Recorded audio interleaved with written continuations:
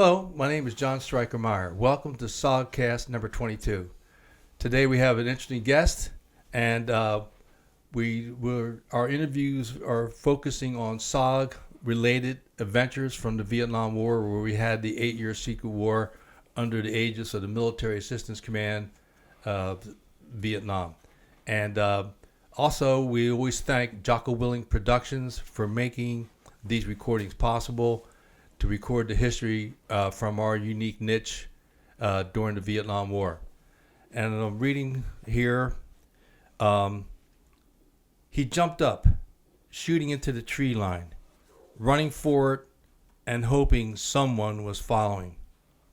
In a ragged line, they were the well and the walking wounded, their shot-up comrades providing covering fire. Fleeting thoughts struck him as he ran forward. How easy it was to get through the elephant grass, since most of it had been neatly mowed by bullet skies. How little noise there was except the blood rushing in his ears. How the specks of fire in front of him looked almost beautiful, even though he knew them to be muzzle flashes. How his legs seemed to carry him impossible distances with each stride. And yet, far away, the tree line continued to be. How could the Montagnards run faster than he? Yet here they were, surrounding him, firing as they ran, their faces contorted with effort. In front of him went two, grinning back at him when he shouted at them to get out of his way. One stumbled, coughed a great gout of bright red blood. The other took his place. And what was this? A tree? It took a moment to realize that he was out of the open. All around him were scenes of carnage. Pieces of corpses draped in abandoned half in and half out of collapsed bunkers. Steam rising from torsos ripped apart by the blast. And the people were still shooting at him.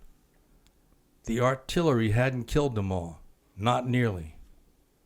There, a foxhole he had run completely by. A rifle muzzle was protruding from it, firing at his people. He pulled an M26 grenade from its keeper, yanked the pin, and let the spoon fly. Training now took over. Let it cook off, count 1,000 to 1,000, pop it down the hole, take cover. In 2 seconds, not enough time for a man in the hole to find it and throw it out. It goes off, blowing the camouflage cover off the hole and filling the air with black smoke of high explosive. Nobody could live through that. But better make sure. Jump up, point the M16 down at the hole, look into the muzzle of an AK-47 being held by a very much alive, if somewhat explosive, addled NVA soldier. Jesus! Finger locks down on the trigger. 20 rounds of 5.56 into him, rendering a human into a pile of bloody rags. This is from a book that we call fiction, Days of Fire, written by John F. Mullins. One of 14 books he's written, 12 of which have been published, 2 of which are at the print shop getting ready to come out. And today I want to welcome John Mullins to the show. And even though it's fiction, John, this has a feel of you having been there a little bit. So take us back to start off with this scene. It's just surreal. You captured that combat, your yards, and take us to that day where you were, please. It was one of those days where you want to fight. because I'd been out there for days and days and days and gotten nothing other than cut some sniper rounds. And when one of my yards told me, "Oh, Trung Wei," points up to this hill and said, "Bo Buku VC." I said, "Let's go get them." Sort of a dumbass move, I will admit. But once we did start up that hill, it was a matter of you got to keep going, or we might get killed. If you're going. If you stay where you are, you're definitely going to get killed. You go back down the hill, you're going to get killed. So the choice was fairly easy. All right. So at that time, you had a total of 3 tours of duty in Vietnam with special forces at different assignments, and you had that one extension for your last tour of duty. So this was your second tour of duty, but the action you've captured in your book here, I just thought it was compelling to at least get us started. And talk a little bit about during your second time, you were working in an A camp, and you're on patrol, and I just loved the way you captured that moment in time. And so a little bit about where the A camp was. At that point, you were a first lieutenant? First lieutenant, right. Yes. You've been promoted by then, and just fill us in a little bit about that scenery, and then we'll take it from there, because you captured that combat. The camp itself was called Vietcong, and that was because it was in the Vietcong Valley up in the central highlands of Vietnam. It was a horrible place for a camp to be because you were down in the bottom of a valley, mountains all around you. They could shoot down into your camp any time they wanted to. The entire camp was built underground, concreted over. The only thing that remained above ground was the latrine. So it was always fun to be sitting on there doing your business and hear boom and know that that's a mortar going off. So how far away was the nearest trench line you could dive into? Within feet. So you had that experience a couple times too, I assume. Yes, I did. Oh. There was nothing like being on the crapper and then hear that round get dropped into a mortar tube. Yeah, it definitely recognized the sound. Oh, well, okay. If you don't mind, I'd like to flash forward to when you returned to Vietnam for the third time, and I think that was 1969, and you come 68. back 68, and then you returned to Vietnam. Did they require you to go through the in-country training at that point, or did you just check into headquarters? Yeah. You did the in-country training. Yeah, I still had to go through the, what did they call it, the cock course at that time. Right. Yeah, I still had to do it. Pissed me off, as you can imagine, after this you being had my two third tours tour. previously. Yeah, but you do what you do. Bureaucracy, as we all know. Well, and they weren't necessarily nonchalant tours of duty. I mean, you earned how many silver stars and how many purple hearts during the first 2 tours of duty? The first 2 tours of duty, I got 1 silver star, 1 purple heart. The second tour of duty, I got another silver star and avoided getting any purple hearts. I was tired of that.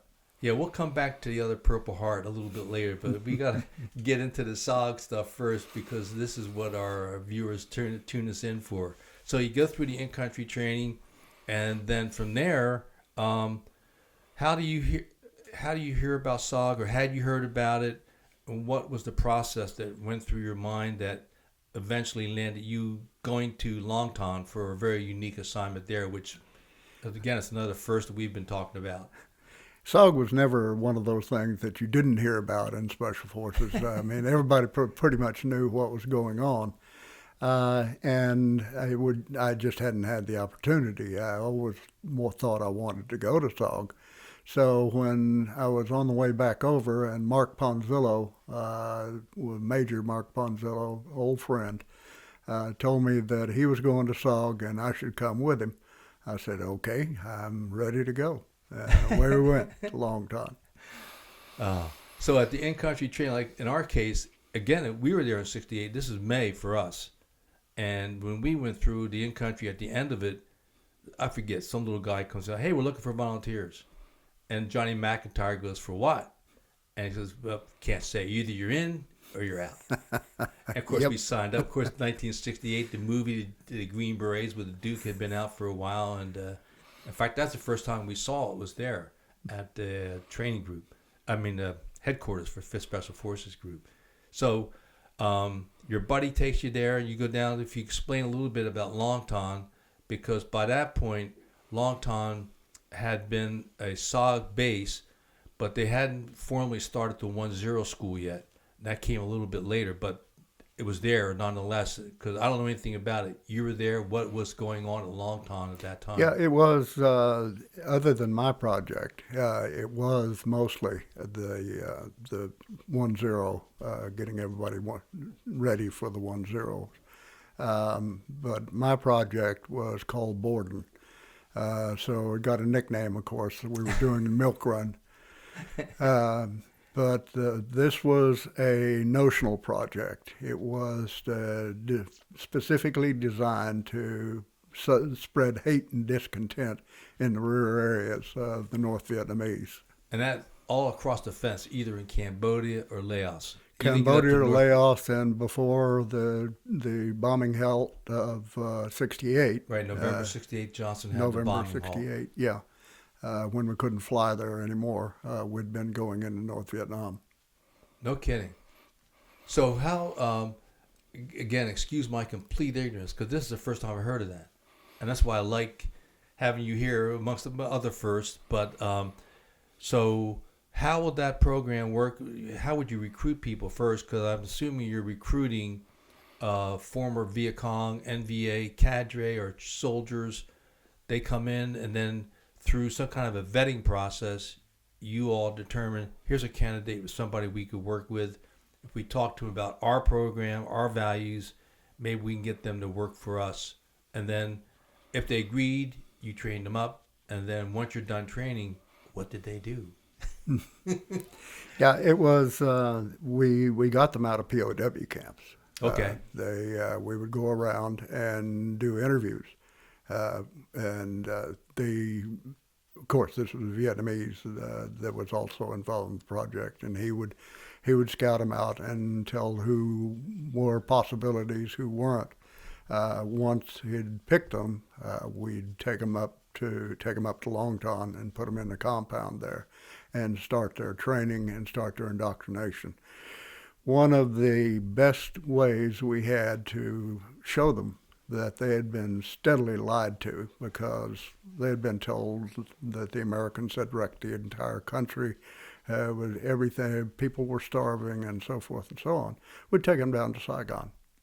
Oh, is that right? Yeah. A little positive psyops. Yeah, let them take them. Yeah, obviously, we kept a close eye on them. Sure. But they saw all the sickolos crowding the streets and the street vendors, and everybody looked happy.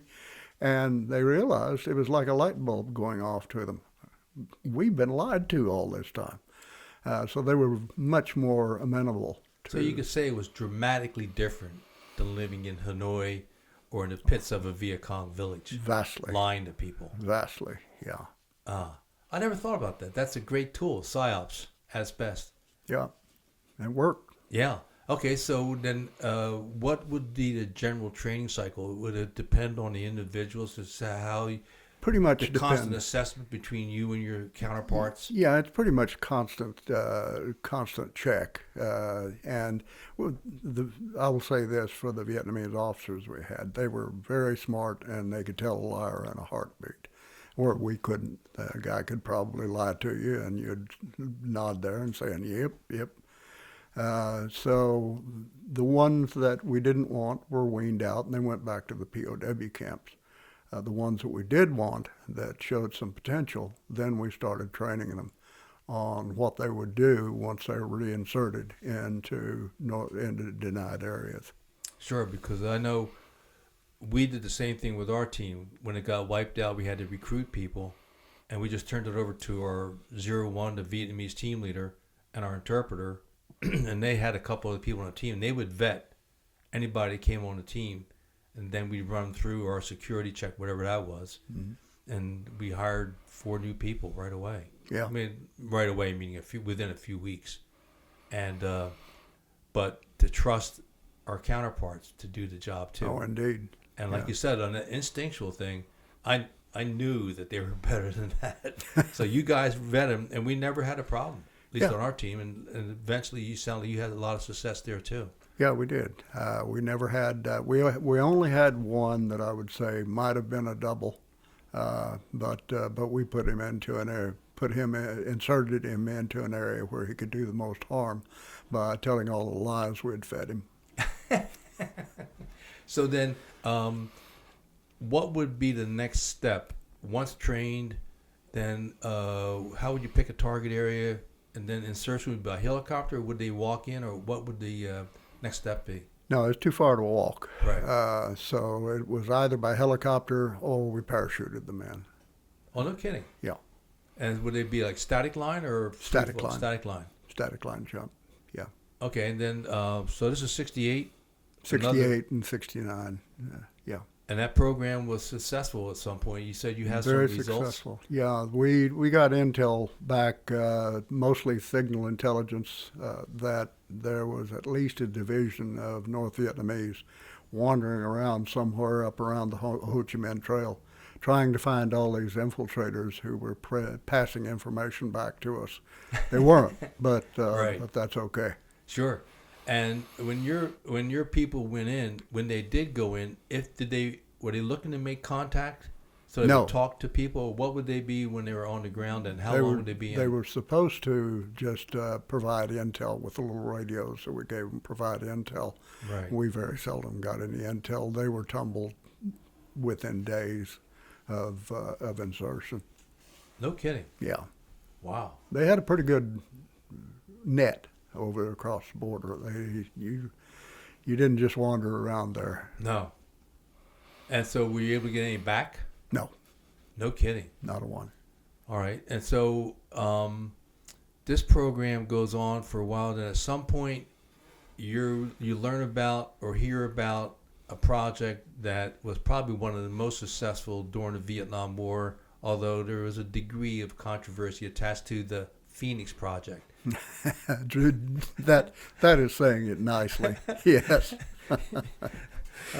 But so again, because I heard about it tangentially only after my second tour of duty, or if I knew about it on my first tour, it was just like an enigma for us. Mm-hmm. So not only did I not hear about your program from Long Ton, but we didn't know about the Phoenix Project. But you did. And again, this is your third tour of duty, so you're really savvy in country. You know more people. And so what's your introduction to the Phoenix Project?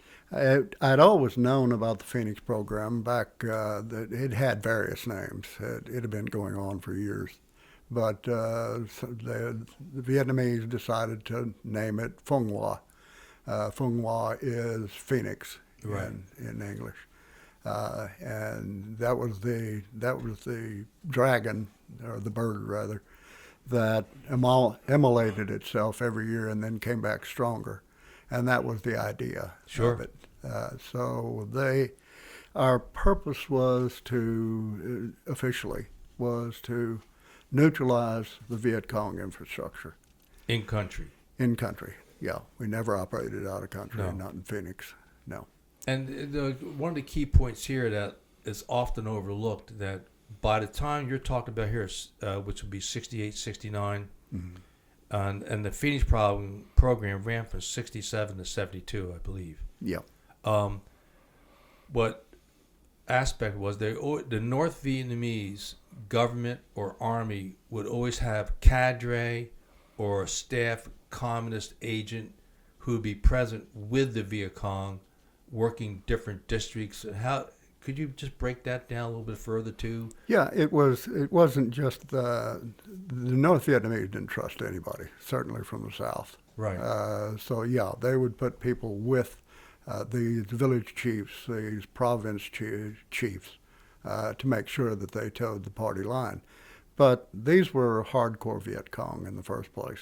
So it was sort of a conflict between the two, because the guys were we'd get one of the higher ups and we'd talk to them about that, and they would show their anger at being not trusted by their North Vietnamese allies. It definitely was some real problems for But them. that's also an accurate reflection on the North Vietnamese communists who wanted to control everything south. And on one hand, things are being portrayed to the media about, the Vietcong are the local farmers that farm by day, plow by day, but at night they go out and they're good soldiers. Now, there were some that left over from the French Indochina War. Mm-hmm. And some of those Vietcong units were good. But, Yes, they were. But after the French left, the communists dominated North Vietnam, and they wanted to dominate the whole country south.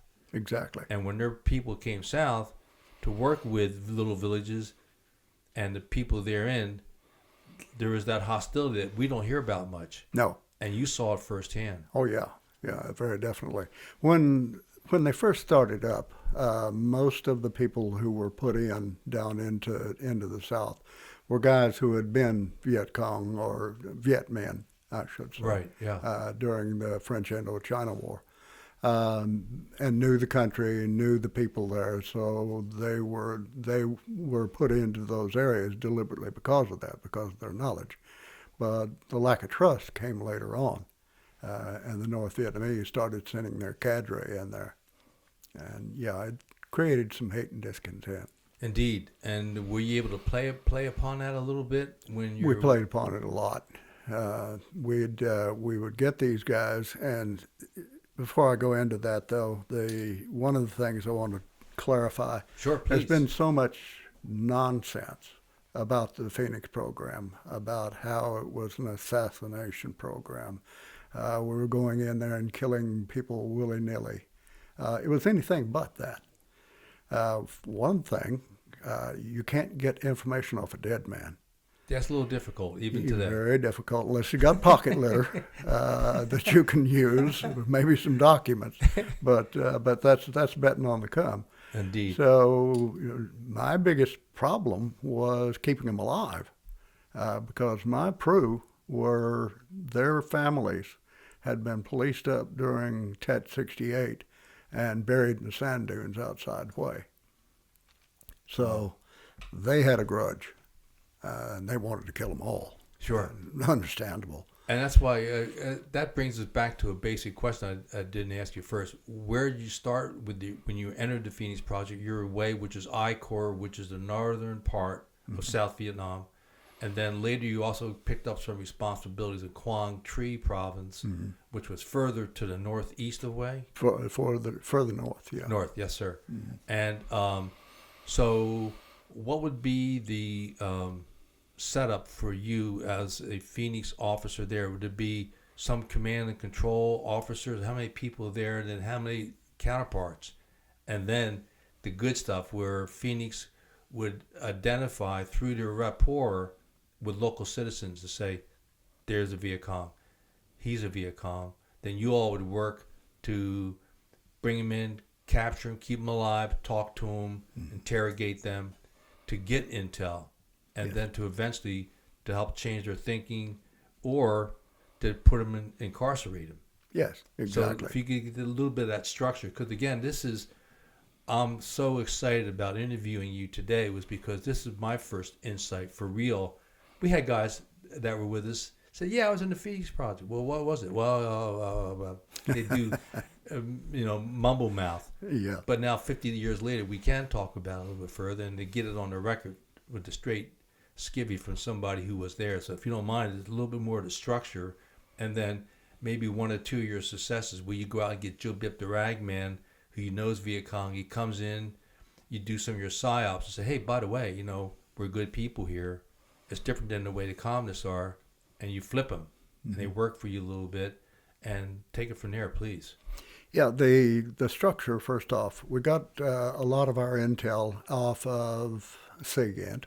Right. We were tied into virtually everybody who could provide us intel. And you were working with ASA at the time, I assume? Working with ASA, working with some what were called province intelligence officers that were fresh out of Fort Holabird, who were a little bit out of their little bit out of their element. little bit out of their And element. just for the record, the ASA was the Army Security Agency. Yeah. That's the forerunner of the NSA, today's NSA, which has generated a few headlines in recent years through its notoriety. But the ASA really was on our side. They did gain valuable intel, both off of signal, and they had their people, Americans that were trained in the language, monitored their frequencies, and from that they could give you intel. Yes. And so take it from there, how you would get. And we'd get intel from the province chiefs in these places, because they had their own intel net out too. The Vietnamese province chiefs that were certainly maintaining knowledge of who the VC were and where they were and what the capabilities were. So we'd get that intel and we'd put it all together and anything else that we could get. And then we would specifically target somebody or a bunch of somebodies. And just for another course of background here, just for listeners who may not be familiar, early at the end of January, early February 1968, it was the historic Tet Offensive. Mm-hmm. Tet is the annual New Year event in Vietnam. In 1968, the Communists and the Americans agreed that there would be a truce during the Tet. Of course, the Communists, being the lying dogs that they are, lied, and they launched their biggest offensive during the war at that point. And they had Vietcong, NVA had infiltrated into the country, attacked major bases, embassies, and in a way, we had the Hue massacre, where the NVA came into the historic Citadel area of Hue, and they killed or took anybody who was educated, priests, people who were of authority, mayors, people who were the infrastructure of a successful, thriving community, took them out and killed them. And this, of course, again, the media did not give this much ink as it should have been. And this was a massacre. It was the Hue massacre. And I forget, what was the projected body count on that? Oh, I don't remember, but it was astronomical. It was several thousand at least. Oh, yeah. Definitely. And they were digging bodies out of the sand dunes for months. Yes, sir. And so, with that said, that was also something that you could use when you're talking to the survivors in the villages. You could use that, and then they would help pinpoint the Vietcong and the NVA cadre that were in your areas of operation there. Yeah, the hardest part was to convince somebody, say in a village, that we could protect them, because they had been, as you so aptly said, terrorized. So once we convinced them, then we got good intel and we could move up the chain. We get a roadrunner, somebody who is carrying messages one way or the other. We get him, we find out who the messages are coming from. We take that one out. He tells us then who the messages were generated from, and it goes on and on and on until we get up to the people who at the highest level, district chiefs, were, and of course they had a province chief, but the district chiefs were our primary target. And with that, you would remove them and then incarcerate them, or try to flip them first. Would there always be the flip, or does it depend on the degree of notoriety that they had? We'd try to get immediate intel off of them, but we were pretty restricted from that. We had to turn them in within a few days. Right. So the intel was the important part to us. Give us the intel. Who else is in this chain? Where are they? How well are they guarded? And then formulate another operation off of that. They would pull them away from us pretty quickly. The Vietnamese government would pull them away from us pretty quickly and put them down in Hong Kong. Is that right? Yeah. And then your area of operation was expanded to include Quang Tri. Yeah. And then how did that go? And then again, was it like a gradual thing, one village at a time, as you spread out your network, your intel network? Basically one village at a time, yeah. And was there one or two major successes where you get the village chieftain or somebody who's like a key player in the village who he's hardcore Vietcong, but you bring him in, you capture him, you talk to him, you interrogate him. There's different methods, but you interrogate him in a regular interrogation, like mano a mano, and then you begin to see maybe we can change this guy. So was there a couple of success stories where there were some people you brought in like that? There were, and a large part of that was because of the aforementioned Tet 68, when basically the Viet Cong was decimated. They were shot to pieces. They were pissed, the survivors, because the North Vietnamese hadn't given them the support that they'd been promised. So they another little fact we never hear about. Oh yeah, they weren't happy about that, and it gets to the stage where you'd pick somebody up. Oh God, I'm glad to see you guys. Not in so many words. Right, but. sure, yeah. But again, that was a critical part of the operation. You flipped them. Yes. They didn't work for you.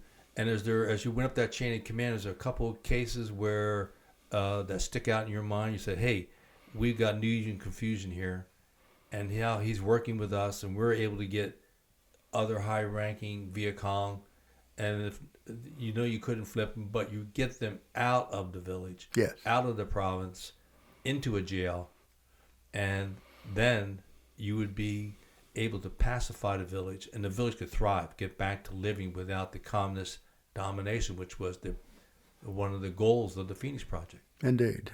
I think one of my favorites is the time when a North Vietnamese battalion came down the Ho Chi Minh Trail, came in through the A Shau Valley, and were lost for 2 weeks.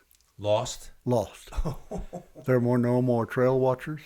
There were no more supplies. There was nobody else there to support them because we'd policed them all up. No. So we vectored in, we got the intel. How did that work? I mean, take it from that's amazing. Okay, let me pull my mind back together here a little bit. So talk to me a little bit more about that. That sounds like an amazing success story. It certainly was my best one. There's no question about it. Oh, I really liked it even better when I was able to call up the 101st that was operating in the area. Sure. And tell them where they were. And they went in and just annihilated that battalion. Wow. So how'd that start then? So you had worked on some local people. They help you, and they say, hey, by the way, you should talk to this guy who may know about this. Essentially. And, of course, we still had the intel coming in from ASA. All NSA and the Vietnamese. Did you ever get anything good from the CIA that was No. really usable? No. No, of course not. Okay. No. Just want to get that for the record. No. Certainly not. They always wanted to get stuff from us, but... Yeah. No, they were far too high level to speak to a mere captain. Indeed. So, okay, face it. So you get somebody who takes you to somebody. Then what happened? I'm sorry. You were talking about the 101st, the battalion that came down, and you were able to get an intel network that let you know they're coming. Mm-hmm. And then your trail watchers disappeared, and then you get the 101st, who hit it with their gunships. Yeah. And did they use ground troops also? Was it a Yeah, they coordinated used ground effort? troops as well. Yeah. So, yeah, just tell me a little bit more if you can. Yeah, I don't know that much about the operation itself. I just knew that it happened. You just got it started. Yeah. Yeah, you're the action point. Here's the intel. Here's where they are. Go kill those commies. And they did. And they did. The other one was up in Quang Tri province, where we got the province chief. And that was the big kahuna for the whole thing. Wow. He's the one who ran everything. And he was another one who was totally disgruntled with the way he had been treated. You were able to flip him. Oh, he was a gold mine. Well, that's amazing. So then, was there a success story from him? Because through him cooperating, then you go out and get more of the Vietcong, and then you knew who the NVA cadre were also that are coming into the village. Yes, exactly. And in most cases, they were so paranoid that they were surrounded by platoons of guards, so there was no capturing them. Oh, is that right? Yeah, it was direct assault. Oh, okay. So so then you would you would coordinate that with any of the A camps or with the 101st or No. other units then, or just No, it was my you crew. would know, identify them, and move on? No, it was my crew that did it. Oh, is that right? Yeah. So just again for our listeners, the PRU is the action arm of the Phoenix Project. Yes. And what exactly does that mean, and how does that shape out? Like once you all develop the intel through your interrogations, then they go out. Mm-hmm. And what? PRU, the Provincial Reconnaissance Unit. Basically, it is it's not a military operation. It's actually a police operation, and they work very very closely with the Director General of National Police. But these guys were they were always from the area. There's no outsiders. We wanted to make sure of that. Sure. And they were very, very well trained through a succession of PRU advisors who had come before me. And I trusted them with my life, did it many times. I was the only American out there, so I pretty much had to trust them. Well, yeah, and also I think this is a reflection of your character. I think that the Phoenix program directors try to discourage young captains or first lieutenants from actually going to the field.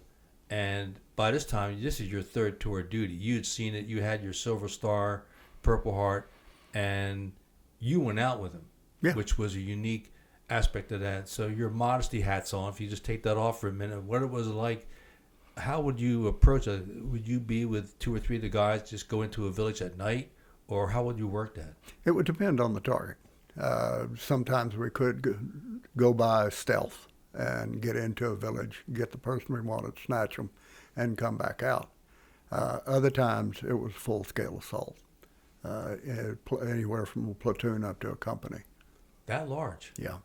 Whoa. So and then that would be South Vietnamese soldiers working with you all then, or No, I was Marines? strictly the Peru. I had a 120-man Peru detachment, and they were extremely good soldiers. And who trained them up to be so? The other Peru advisors who had come before me, And those are all SF? all SF. Wow. I never realized, well, again, there's no book you can trust No. that I've read to date. No. And I didn't realize you had that kind of training and that kind of manpower. Mm-hmm. Wow. Okay, so you were in that program for how long? Is there any other little sidebars or issues? Did you get wounded on any of those operations, or get a little shrapnel for good luck during some of those things where you're just hanging out with the local PRU lads? No, I got wounded 3 more times while Really? I was out with them. But I had a problem because it wasn't just that they didn't want us out there with them. We were told absolutely it's a career buster if we find that you have been out on an operation with the PRU. Now, that wasn't working for me. Right. So I went out. I'm 10 years in the Army, okay, by then, and, I like it, but it ain't my life. So I went out with the PRU. Yeah, but it was also a critical element to you having success in the field, and it's also an incredible builder of character and like esprit de corps between you and the men you're working with. Instead of just saying, "Hey, this platoon, go on out and take these guys out," you're like there with them, Exactly. and they can see you're serious. And then would there be, so that's one side of it, and then what about the hearts and minds side? Did you have SF medics come in, do the village type working with, or how would there be any other heart and soul kind of thing? We pretty much kept to ourselves on it. Everybody was scared shitless of the PRU because of all the rumors that had gone around, and I liked it that way because we didn't get we didn't get hassled from the Vietnamese, certainly. Right. And we didn't had too much hassle from all the American civilians that were running around thinking that they knew exactly how to win the war. And at some point, the command shifted to chords, and when the Phoenix Project was under chords, first, if you could explain what chords was, and then did that have an impact on the Phoenix Project? Big impact. Basically, it was one day in January of '70 that I got a Twix, telephonic, Top secret combo. yeah, Yeah. that said, "Pack your bags, you're leaving." Really? Oh yeah. And every other advisor, pro advisors in the country got the same Twix. They shut us out. This was shortly after, say, Senator J. William Fulbright got up in the floor of the Senate and denounced the Phoenix program as being an assassination program and so forth. And the military didn't want their names attached to it. So basically, we were thrown out of Vietnam, told we could never go back. Wow. So, but the program continued. So, do you learn Continued. later? It went to some civilians, and I don't know it, but what I've heard is the efficiency of it went completely in the toilet. And at that point, was John Paul Vance still around to work with the chords program? Because I know that he was, yes. but he was down south. Yeah, he was down south, but yeah, everybody knew John Paul Vance. And so, was that a negative side of it? Was that part of? I don't know if you know or not, but that's one of the names that rings out because of Cord. His years there, he did a lot of good, but gutting the Phoenix program, that doesn't sound like a good idea to me. No, it was a terrible idea. Yeah. But it was done for political reasons, and political reasons seldom are good reasons for Right. anything. And then, just for the record, I think that we talked about the Phoenix Project. There were probably over 81,000 Vietcong and maybe a few NVA for good luck who were, quote, neutralized. Mm-hmm. And that would mean people who came over to our side or were incarcerated or who did die in some combat between PRU units and your agents. Yes. And unlike the portrayal where there was people who would go out and say a villager had a grudge with another villager and say, well, I'm with the PRU. They would go out and I'll just go kill somebody today. Yeah. And with you working, you knew who your people were. You knew what the targets were. So I assume, but I guess the direct question would be, was there abuses? And if they were, did you hear about it? And then what would be done? There were attempted abuses, at least when I was there. Sure. And those came from the Vietnamese. Right. Somebody somebody had been hurt in a business transaction. Somebody's wife had gone run off with somebody else. So the drama is always there. It doesn't matter if you're in the middle of war or not. Right. So they would attempt to insert information on their enemy into the program. And you had some of these young lieutenants who would take it, that's probably what happened. We ought to tell the Phoenix guys, and they can get this guy.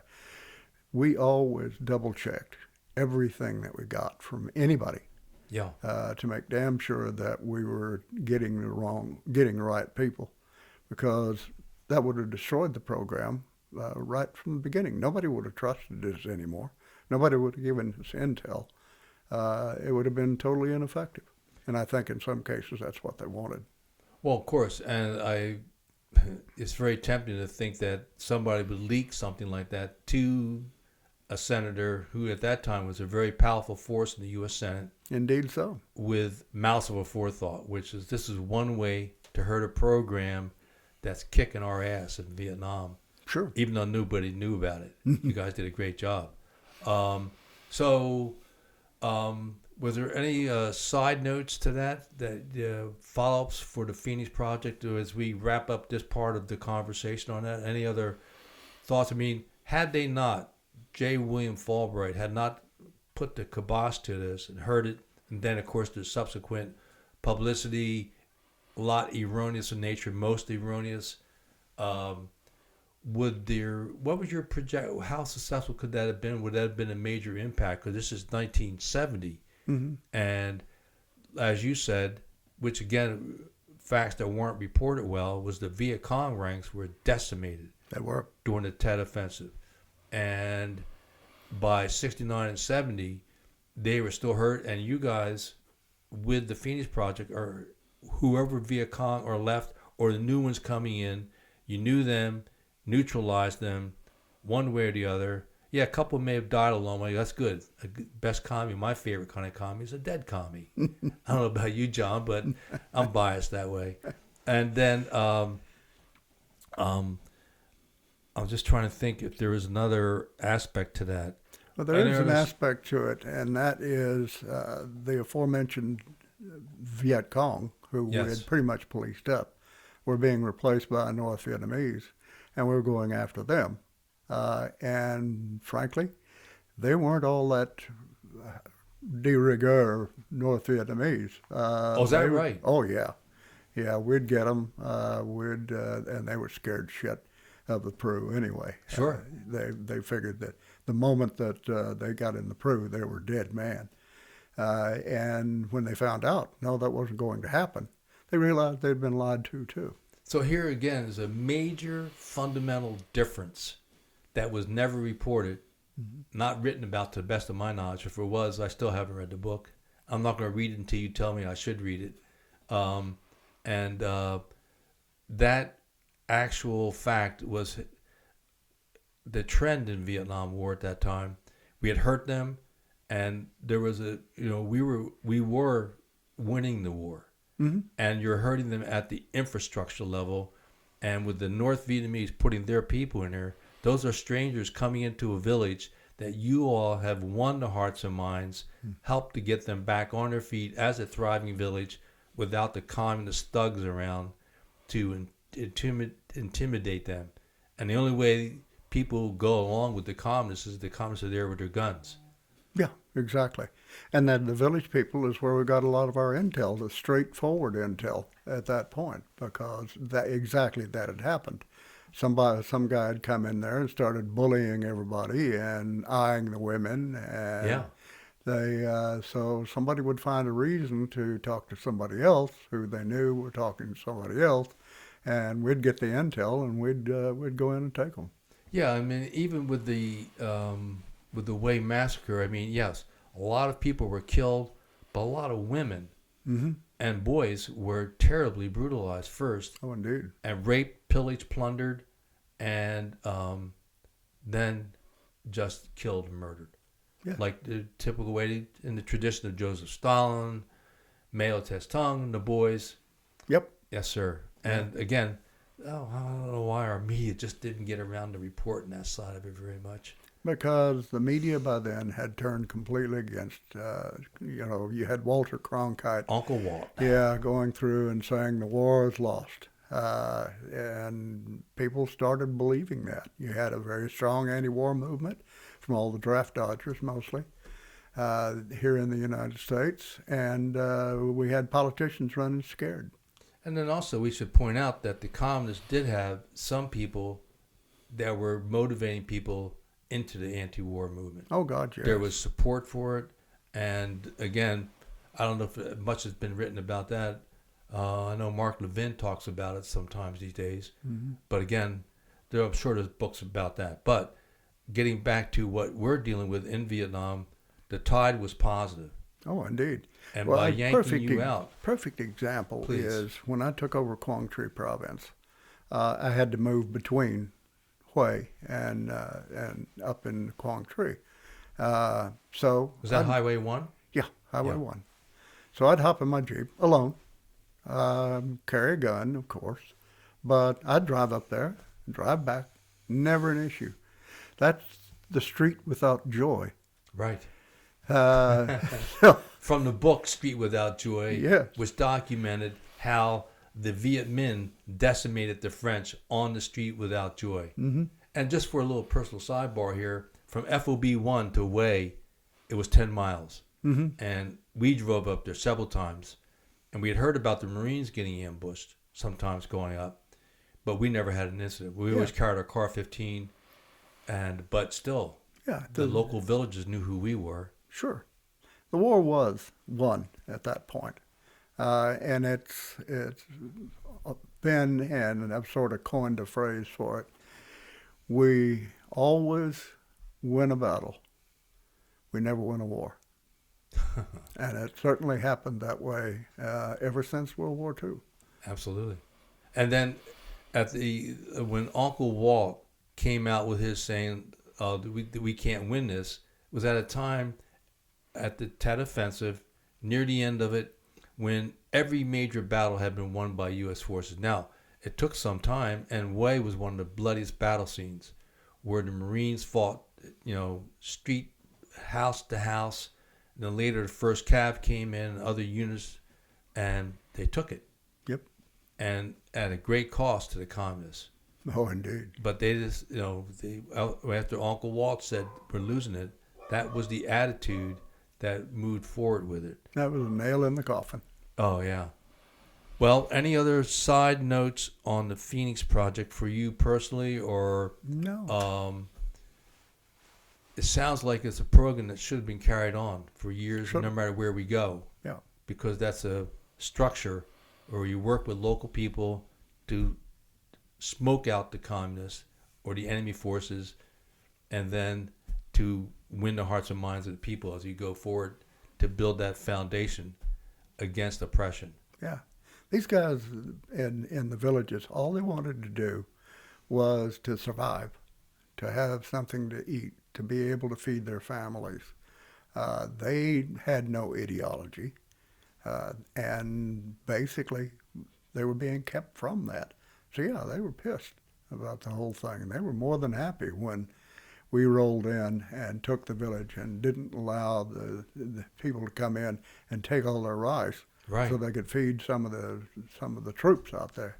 Sure, and then beat up and abuse their women. Yes, exactly so. And it's just disgusting. There was another point there. Oh, it went away. So from the Phoenix Project, what I'd like to do here, John, is to go back to see how a farm boy from Oklahoma winds up in Special Forces. And you graduated from high school in 1960? 1960. You just were 17 years old, and you said I had enough of the farm, and off you went to the Army recruiter. Yes, I went to the Army recruiter. We had a hard hand who had been in 101st Airborne during World War II. Really?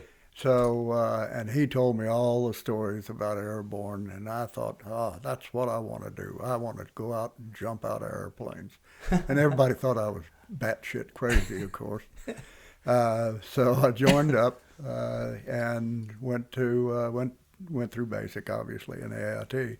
And then went to Fort Campbell and went through jump school there.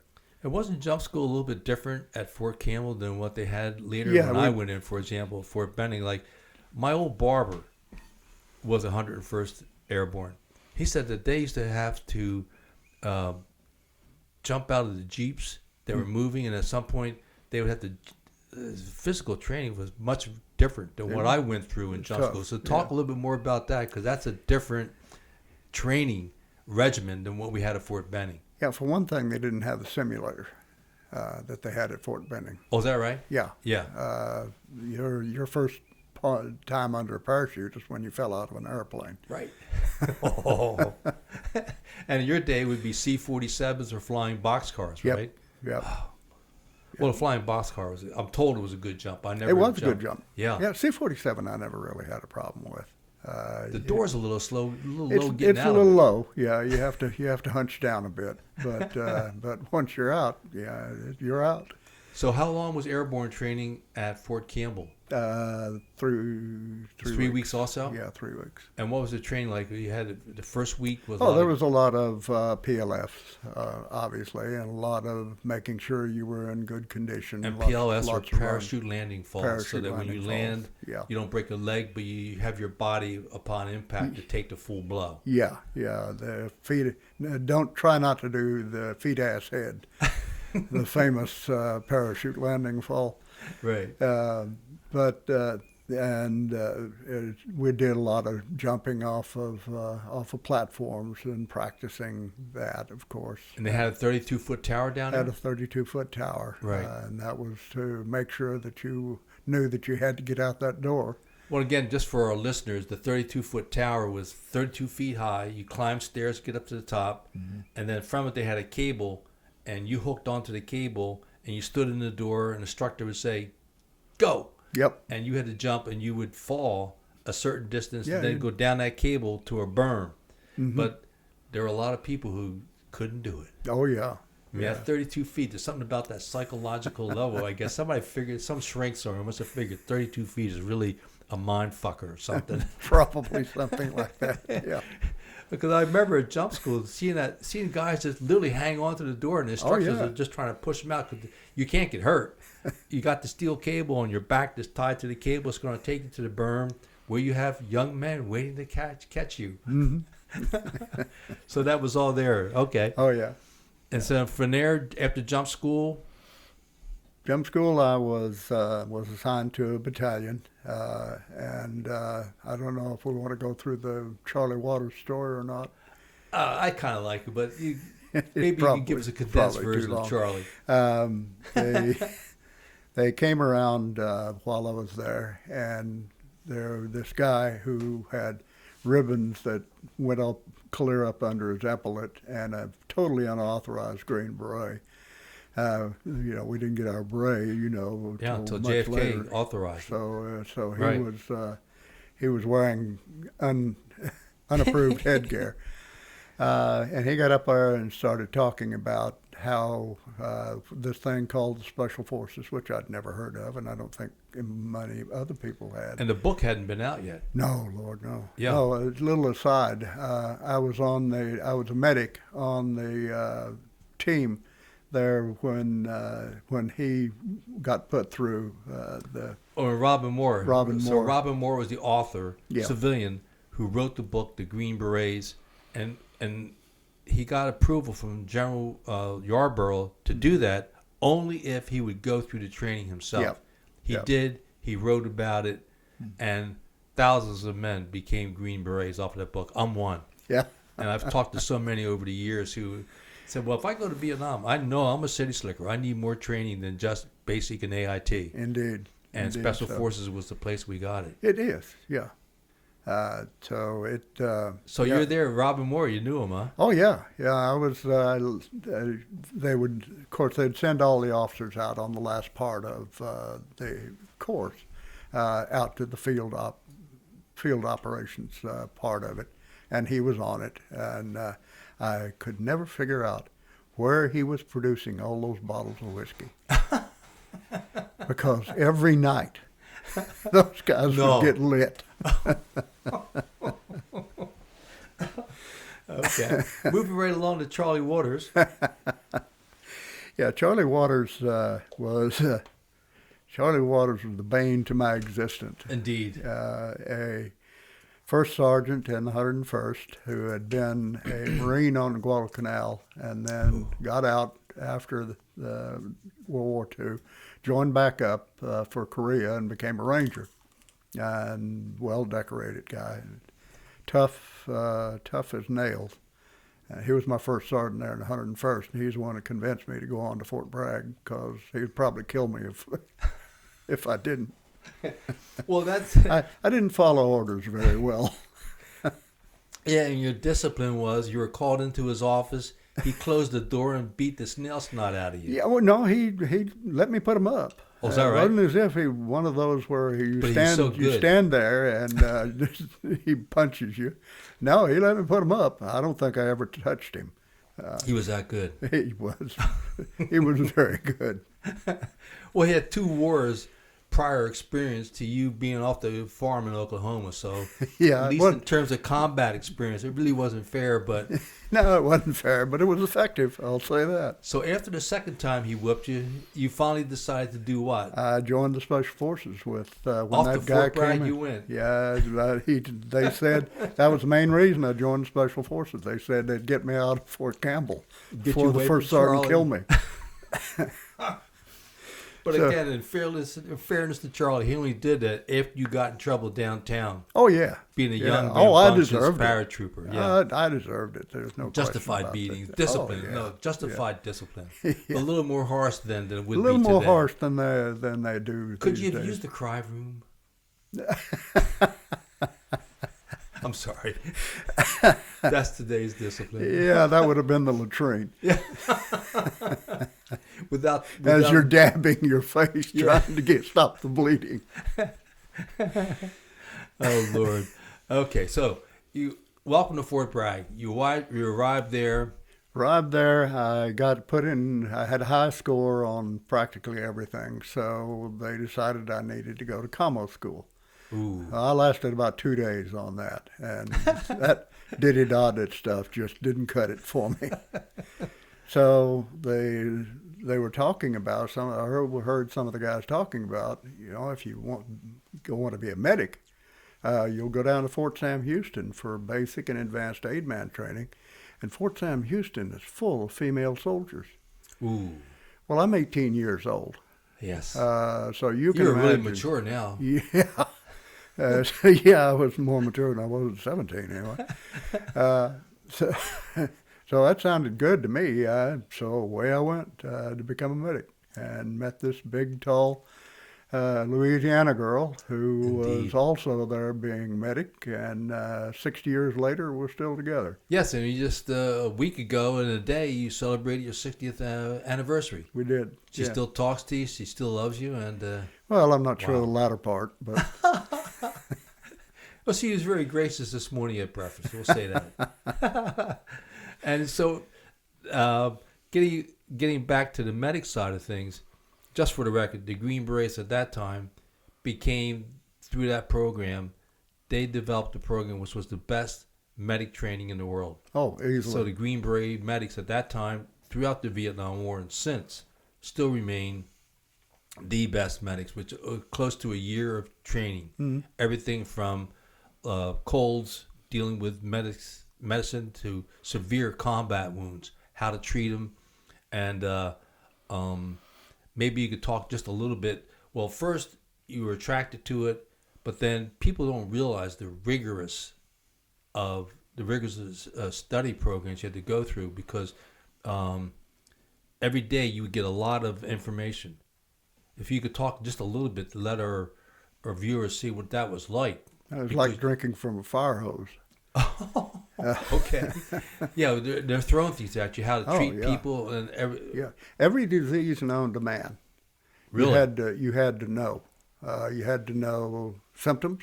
You had to know how to treat it, both palliative treatment and possibly full treatment.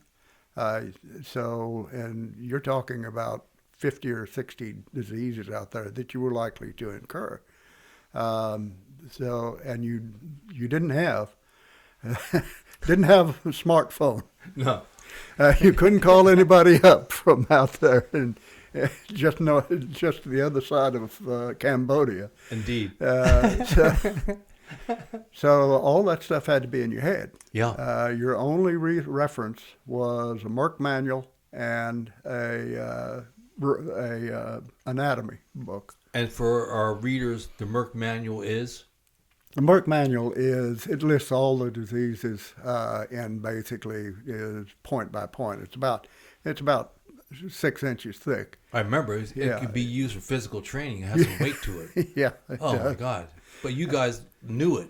We knew it. Yeah, you didn't have time to. You're there. You're trying to treat somebody who's going into convulsions. You don't have time to pull out the old Merck manual and figure out what the hell is this. No, that's true. And then also, you would get daily tests and then weekly tests. Mm-hmm. If you failed any, you're out. Out. Yeah. Yeah. There was no second chance in it. Yeah, and I've had a couple of really good SF medic friends who talked about how at night, even if they're going through the grueling classes. I mean, when we had our comma class and the MOS training, we had a lot more flexibility than the medic training had. Mm-hmm. And I just can't imagine you guys at night would be back and they would be like studying hard Oh yeah. the day's notes Yeah. because you knew Weekends, nights, the rest of the world didn't exist. right. You were on that book, and you were working with somebody else. Hopefully, I worked with a guy named Gary Jones, who also made it through. Right. Gary and I would sit there and quiz each other, and he'd pick something out and say, "Okay, this is dengue fever. Tell me Wow. about it." And you better be able to tell about it, because when you took that test on Friday, you were writing all that down, and it better be complete. And if you didn't, you flunked. Anything you forgot, you'd pay a price for it. Yep. And then eventually, so that was 16 weeks at Fort Sam. Yeah, 16 And weeks. then from there, you would go to went to an local hospitals. Yeah, we went to basically. apprenticeships in local hospitals, and they put us into every ward there was, including psych, which people probably thought I belonged. But they, I mean, OBGYN, the whole business. Yeah. Yeah, and one of the things I got to do that I really enjoyed was the doctor down on emergency would let me do the stitching. Oh, So, really? Yeah. You're good at sewing them up. Mm-hmm. Oh, wow. Came in very handy later. Indeed. 'Cause I remember our medics at Fubai, at one point, they delivered a lot of babies. Mm-hmm. But that was part of the SF thing. Even with SOG, we had a village nearby, and we would work with any of the locals, and that would be part of the Hearts and Mind program, Mm-hmm. to work with them, help their families medical-wise and things like that.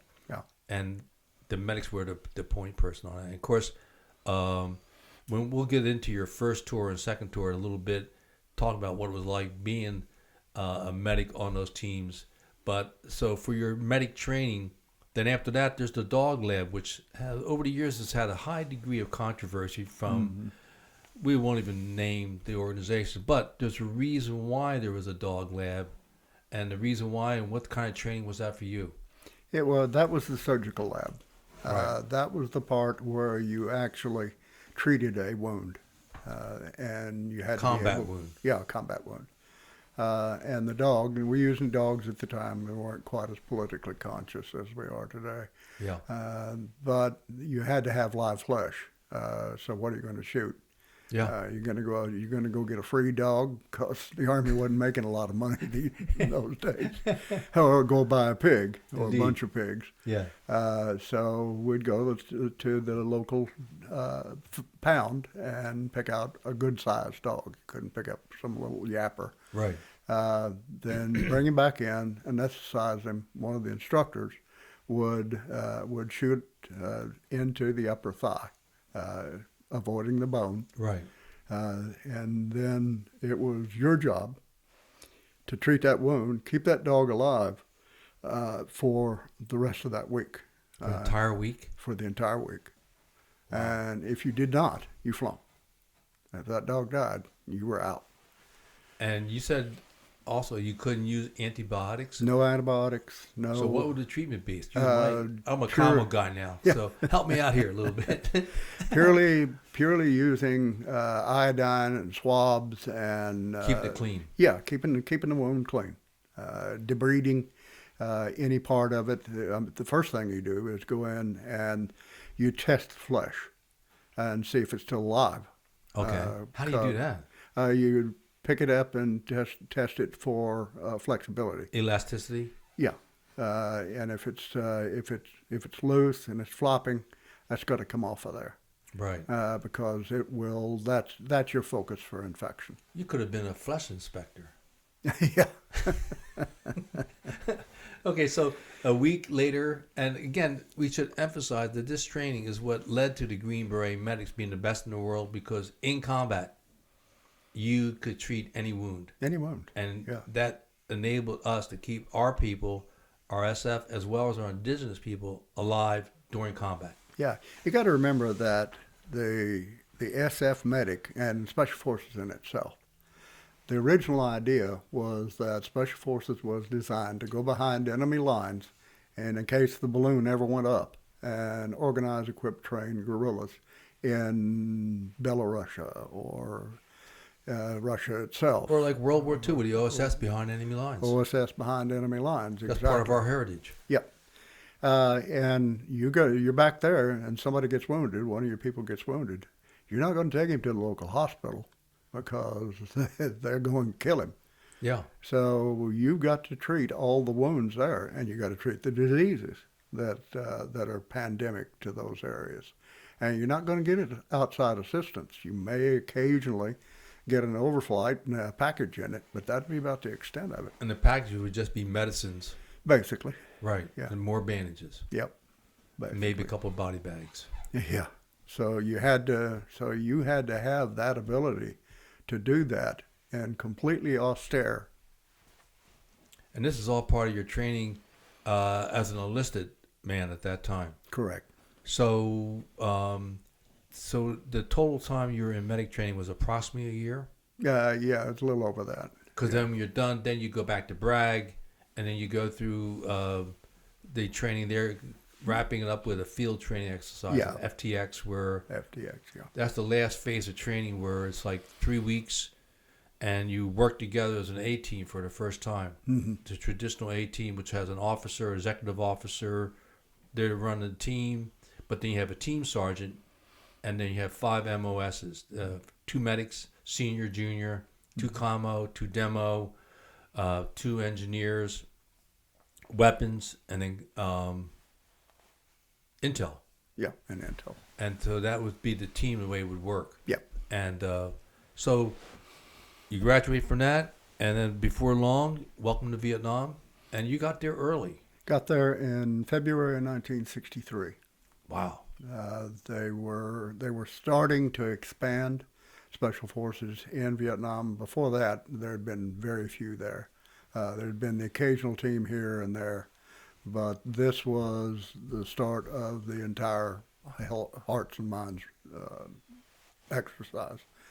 So we were starting new camps all over the place. Ours was up on the Cambodian border. You could almost spit into Cambodia from. Oh, is that right? Yeah.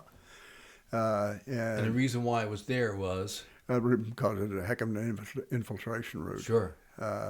They were coming through there, and it was almost straight. If you look at Loch Ninh and on the map, that peninsula there, or that terrain there, basically is an arrow on the heart of Saigon. So that was extremely important. We got there while the French were still there. Really? They had plantations all over the place, rubber for the most part. Sure. They had, up the hill from where we had to camp, they had an entire go-to club there where they had a swimming pool. They had, you could go to their bar and have a drink. Yeah. Of course, they were supplying intel to the VC. We knew that, but they would occasionally give us a little decent intel too. Well, the French were also paying the Vietcong Oh, of course. protection money so that the Vietcong would not harm them or their rubber trees. Yep, exactly. So, Which, again, another little sidebar. yeah, it's to the extent that we had to build our camp in absolutely the worst possible spot that you could have had up there. In a valley somewhere? In a valley. Oh, my God. Rubber trees all around you. Right. And you could not shoot outside that camp unless you were actually attacked, because you might hit a rubber tree. No. Oh, yeah. Yeah, our restrictions were pretty ridiculous. We talk about stupid rules of engagement. It sounds like the epitomization of that same. Yeah, pretty much. We had a patrol out, and this goes back to the medic part of it. We had Sure. a patrol out, and they got shot up pretty bad. So we brought them back into camp, and of course, the first thing you do is triage. You put them in categories. These are guys who will wait because it's minor. These are guys who you'll treat now, because if you don't treat them now, They die. they die. These are the guys, it doesn't matter how much you treat, they're probably going to die. So we did that, and me and the senior medic worked our asses off most of that night. And there was one guy over the side who had been put in that side for probably good reason. He'd taken a round up under his nose and had taken the front part of his head off, his Whoa. skull off. So, but he was still alive. So, being this arrogant young medic that I am, I bet I can keep him alive. So after we had everything else done, I'm over there, and he went into convulsions. So I give him something for convulsions. It goes down too far. I gave him something to bring him back up from that. We went through that seesaw all night. And the next day, he was still alive. We evacuated him, finally got a plane in there up on the runway, evacuated him, and went down to Saigon. And I thought, that's the end of that. He'll go to... Yeah. He'll die. When I went back on the second tour, he was a gate guard at Camp Goodman. No. Yeah. And again, was that from the ambush where after you all had been there for a while? It was. We'd been there for a while, but it was before the ambush. Okay. Another conflict. Yeah. The one you're talking about there is where we were getting ready to be replaced. Our tour was up 6 months. Because you're with B Company again at that time. C Company was going to take the... Right, and then 5th Special Forces Group was sending people in TDY, which is temporary duty for 6 months. TDY, yeah, at that time. Right. Yeah. They didn't get deployed en masse until 65. Right. So, yeah, it was teams replacing teams. Our team came in, they'd been there a couple of days probably, and one of the things that was a great success story for us was the outreach that we did, medical outreach that we did to these various villages. We'd take some of the young medics that we had trained. We didn't have any Vietnamese, we had Cambodians at that time. Oh, is that right? Yeah, they were all Cambodians. How were they? They were great. Brave little suckers. But we'd go out with that on a deuce and a half, loaded with supplies. One of us, one of the two medics, would go out with it. We alternated days on that. We'd go to the village and we'd start treating people, and lines would form, probably 20, 30 people long, and you're there trying to take care of these people and give them what they need, whether it be a drug or whether it's sewing something up or pulling a tooth. I probably pulled more teeth in that 6 months there in Vietnam. How many babies did you deliver? I only delivered 2. 2? But still, it's 2 more than me. Oh my gosh. But our intel sergeant would be on down the line somewhere, and he'd be talking to these villagers there and asking them just innocuous questions. He could talk the language. Yeah. Wow. And he would get these, so we'd gather all kinds of good intel about what was going on in the villages and everything else. And again, we can compare that to the communist tactics, which would come in with weapons. We're taking over your village. Give us your food. Oh, come here, sweetheart. Rape the women. Whereas the Green Berets come in, they work with the villagers. And it could be everything from something as fundamental as we have a stream of water coming through your village. Have the poop pot downstream, not upstream. Please move it. Something basically like that. True. To doing complete surgery, delivering babies, things like that. Indeed. Our biggest enemy, though, were the traditional healers. Because is that right? Oh yeah, they saw us as upstarts. We didn't know Chinese medicine. We didn't know this, and some of the stuff that they were doing, like cupping. Like what? Like cupping for muscle injuries. Oh no, I'm not familiar with that. They burn a piece of cotton in a ceramic cup and put it on a bruise or anything like that. Yeah. And what that does is it basically sucks the blood out. Blood out. Oh, no kidding. Yeah, and you see that in NBA now. So it works. Yeah, it works. I was a little skeptic of it at that point. Sure. But in any case, that's what we did. That's one of the things you had to juggle in the field. Yeah.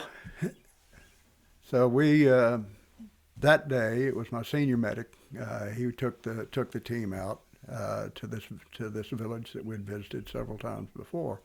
Unbeknownst to us, the VC had decided they didn't like the fact that we were doing that and gathering intel and turning the village around, so they wouldn't be supported. You were winning hearts and minds, and Yes, the communists don't like that. Yeah, no, they do not. No. So they set up an ambush in the only road that came in and out of there. Well, in the meantime, they had intended basically to shoot up our medical team and kill the medic, kill Sergeant there.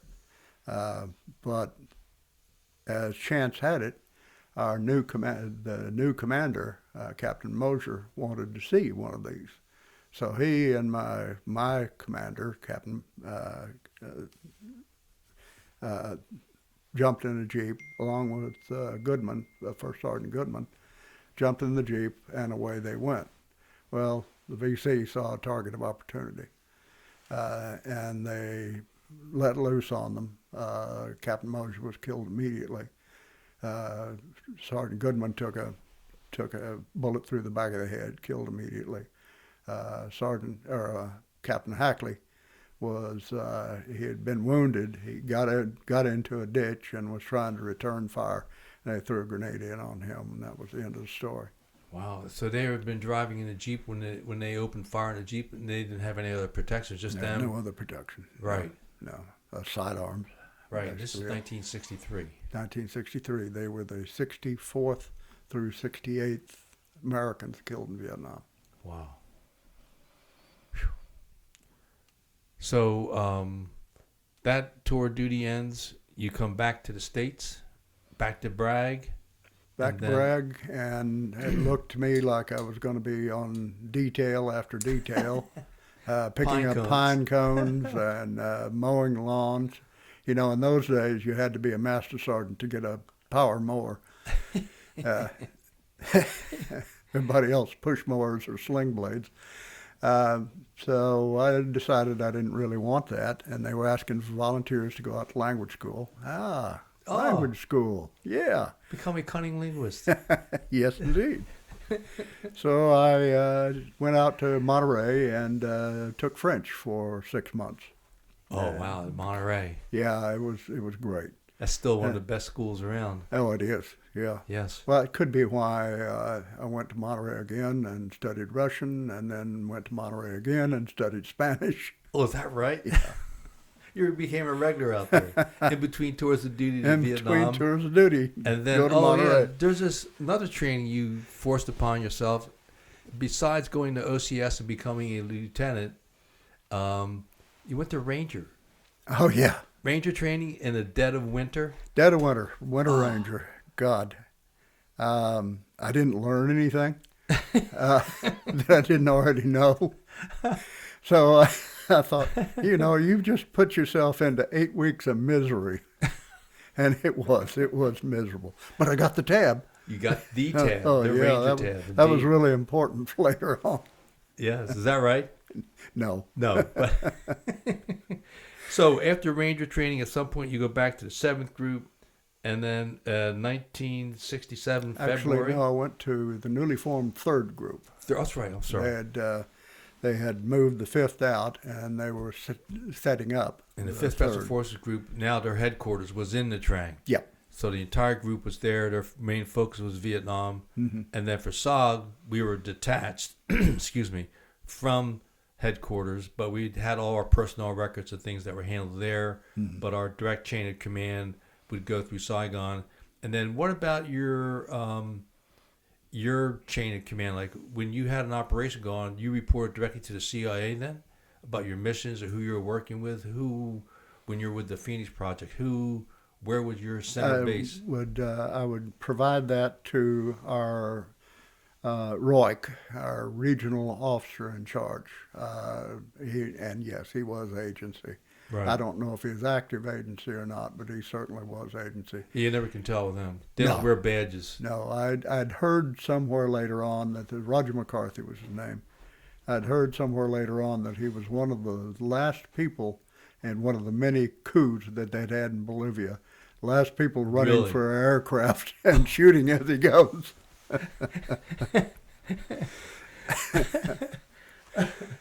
Okay, so your second tour of duty, you land in 2 Corps? 2 Corps. And So Benton, the Central Highlands area, and Yeah, again you get another one of these camps that fortunately the CBs built the A camp Yeah. all underground again. Yeah, yeah, that was Venton. The Venton Valley was a known corridor for North Vietnamese coming down. The Yellow Star Division basically made their home there, and that was one of their top divisions in those days. The Yellow Star Division, I never heard. Yeah, of it. Okay. Yellow Star. I don't know what number they were, but they went by that. But the 101st had been, oh, not the 101st, sorry. First Cav. The first Cav had been through there, and they had said they had cleaned it all out and everything else, and we're still getting mortared and rocketed practically every day. And, if you cleaned it out, that's pretty hard to do. Yeah. But one of the things that convinced me that there were a lot more people out there than what they were saying was that we had a small recon outfit with one of my NCOs go up into one of the valleys there, and they set up, they hear somebody coming, so they set up an impromptu ambush. And here come these guys bopping down the trail, no care in the world. So they trigger the ambush, kill all the people, grab all their stuff, and head back into camp.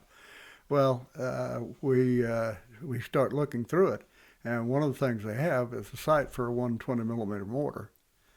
Wow. Now, 120 doesn't come in anything less than a regimental size unit. Oh, is that right? Yeah. So Oh. we knew that there were bad guys out there. And this part of Kontum area, or Two Corps, 2 years earlier, 1965, that's where the first Cav was bloodied at the Idrang Valley. Yeah. And of course, the first battle that the movie was based on, We Were Soldiers Once, that was the first confrontation between U.S. troops, Army, versus the North Vietnamese Army. And they had been entrenched, which nobody realized, again, due to poor intel, until they get on the ground and they're fighting for their lives. Yep. So this area had been hotly contested. And, of course, the other sidebar, after the first battle of the Idrang, the second battle, they really got hurt. Mm-hmm. So 2 years later, there's still a lot of enemy activity, and here comes your recon patrols out. They get intel saying, oh, there's a 120, there's a bigger unit coming. And the first Cav reaction to that was what, sir? Yeah, the first Cav reaction, they poo-pooed it. Oh, that's leftovers. We've been through that area so many times. There's nobody left out there. Okay, that's fine. But they said, because you guys are probably scared out there, we will send a company out and we will check things out. Well, they sent the company out. They landed them up on top of one of the mountains out there. Their mortar platoon, they left down in a saddle in between those mountains, and they went out patrolling. Well, the North Vietnamese came in there and savaged that platoon, killed most of them, killed 2 journalists, which I don't think is that much of a loss. But I have bad history with journalists. Indeed. But then you had one of the Cav generals fly over, and he says, well, ain't this the craziest damn horse I ever rode? So that became Operation Crazy Horse, and one of not Webb Griffin, the other W.E.B. No, the Griffiths? No, the other writer. Oh. One who's written all the books about. I'll think of it in a minute. Yeah, it'll come to us. Yeah. But he wrote a book about this particular operation. So then it was all in. The Cav was there. They had the Koreans coming from the coast. They had a Vietnamese division that was there, and by God, we've got it surrounded. Well, in the first place, you ain't surrounding any place up in the mountains like that. No. But they were convinced that they did. Now we need to know where they are. So we're going to take 4 Special Forces teams, and we're going to put them on the ground. Yeah, we're going to put them on the ground, and they're going to find them and fix them, and then we'll come in and annihilate them. Okay. So, so guess who's out there again? No. Oh, yeah. You're trying to pinpoint a battalion. Trying to pinpoint a lot more in the battalion. Was that right? How big do you think it was at that there point? There was a full regiment, and they were still bringing people in. Yeah, of course. Yeah, it was, and they were very good at laying low until the right time. I don't think that the American Army ever really understood that. They finally got to doing some recon much later on and training some people to do recon. Before that, it was just stumble until you find somebody. Oh my God! So your 4 units go out and they found somebody. Oh yeah, we I look up this hillside and we're in the elephant grass, and I look up this hillside. And it's an open area before you get just to, for our to the viewing tree public, line. elephant grass is grass that's thick, it's bladed, and it can be anywhere from 3 to 4 feet to 10 to 12 feet. Exactly. And moving through it is noisy. It cuts you up if you don't have gloves on. Yep. It's just nasty. Yeah, stuff. And so you're landed in that, and now you can't be too clandestine because anybody within half a mile will see the elephant grass, will hear the noise of the you're troops. trampling it down by you going through there. So yeah, you're building a trail for them, so they know exactly where you are. Well, we get up to this one mountainside that's clear about halfway up out of the elephant grass, and then the tree line is there, and we start receiving a little bit of fire from there. So my company commander, my Vietnamese company commander said, "Oh, beaucoup VC, let's get them." Is that right? I'm not saying I'm the smartest guy in the world. Yeah. But yeah, we He started. came to use Trung Gui. Yeah. We started assaulting and started taking some casualties, as you can imagine, and couldn't. One of the things I hated was that I didn't have another medic out with me, so I couldn't do anything for them at the point. And get about halfway up that thing and out of the tree line, and I realized we're rocking a hard place here.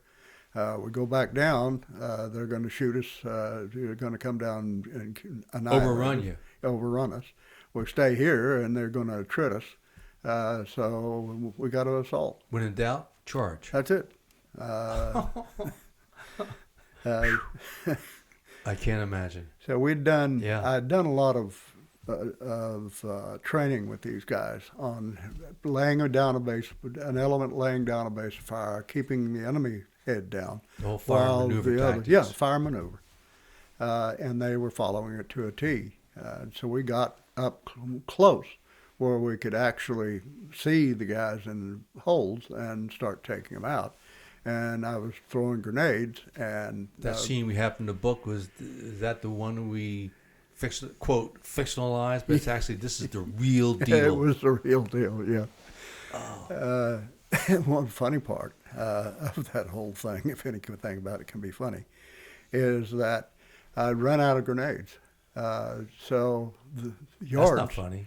Yeah, the yards were throwing me their grenades because I could throw them further. Yeah, because the their yards upper can't body throw. strength they don't have. So I'm throwing those grenades, and then I see that some of them starting to roll a little bit back down, so I started cooking them off. Right. 1 second, 2 second throw. And they would go off when they were supposed to, and that impressed the shit out of the yards. So the problem was that they decided they would make it easier on the lieutenant. They'd pull the pin, throw the spoon would come off. They throw it to me, and I'm here scrambling for that damn grenade.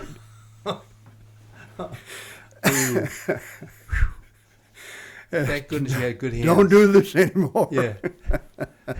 I'll take care of the spoon.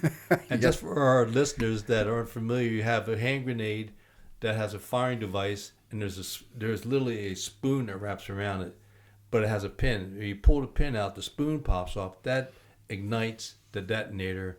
That's a 5-second fuse. Mm-hmm. And when that comes off, you have 5 seconds to get rid of your grenade. Yes, So for the Montagnards, take it off, throw you the grenade. Now it's live. It's ticking down. You've got to catch it and get rid of it before you get the shrapnel from your grenade. Yeah.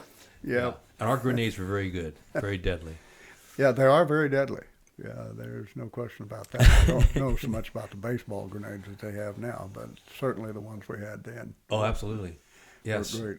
So was this the mission where you were seriously wounded by a remote-controlled detonation? No, that was later. That was later on. Later in that tour of duty, your second tour? Yeah. Okay. Yeah. So moving right along then, what goes along and what led to the mission where you wound up getting seriously wounded? We were always doing patrols, if nothing else, to keep them off their feet. Balance. Yeah, keep them on notice that we were out there. And I'd run anything from a platoon to a company. And this one case, we knew where a rice cache was. We'd gotten intel on that, so we went to the rice cache. And you ever tried to destroy about 2,000 pounds of rice? No. You can't.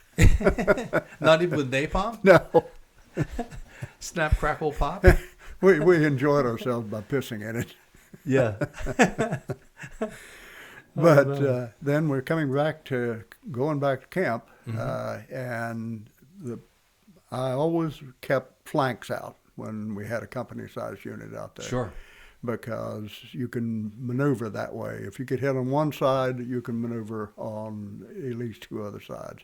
Same thing if you hit in the And that's the middle. fundamentals of patrol with the large unit. Exactly. Flank security. Yeah. But people being what they are, security feels like it should be in close to another person. So inevitably, those flanks would start inching in. And I'd raise hell with them and call them every name except that there was, and get them out, and then they'd go, and then they'd be doing it on the other side. And you're in the jungle at this point, or like in no, between? I'm out in the open. Out in the open, okay. Totally in the open at this point. So you really want them spread out. Yeah. So I'd just gotten back from one of those tirades that I'd given, and I'd walked into the column, which the center column was one man after another. You didn't want to spread out because you better chance of hitting something that you don't want to hit, mine or something. So I ordinarily walked no more than 2 to 3 men behind point, because I wanted to be able to see what the action was and react to it intelligently. Sure. Not from behind there somewhere where everything's going on up at front. But I'd gotten back in, and I was circling around to get back up to my position. I'd gotten up to position 6, I think it was, and the whole world just went boom. And next thing I realize, I'm lying on my back, and I'm bleeding from virtually everywhere. I can't hear a thing, and everything looks like it's a haze around. Oh, is that right? Yeah, and I thought, I'm dead. Yeah. So I lay there. I couldn't have laid there more than about 5 seconds, and then I looked again, and I'm still bleeding. Wait a minute. I'm not enough of a medic to know that you can't bleed if you're dead. So and I'm hurting, and you don't hurt. I'm hurting, therefore I'm still alive. Therefore I'm still alive. The good news is I'm alive, but I'm bleeding. Yeah. I can't see very well, and that's because they had a remote-controlled detonation of a mine of some sort. It was basically it was designed on the similarly to our Claymore, where you're throwing out a bunch of pellets at very rapid speeds that will puncture through anything. Yeah.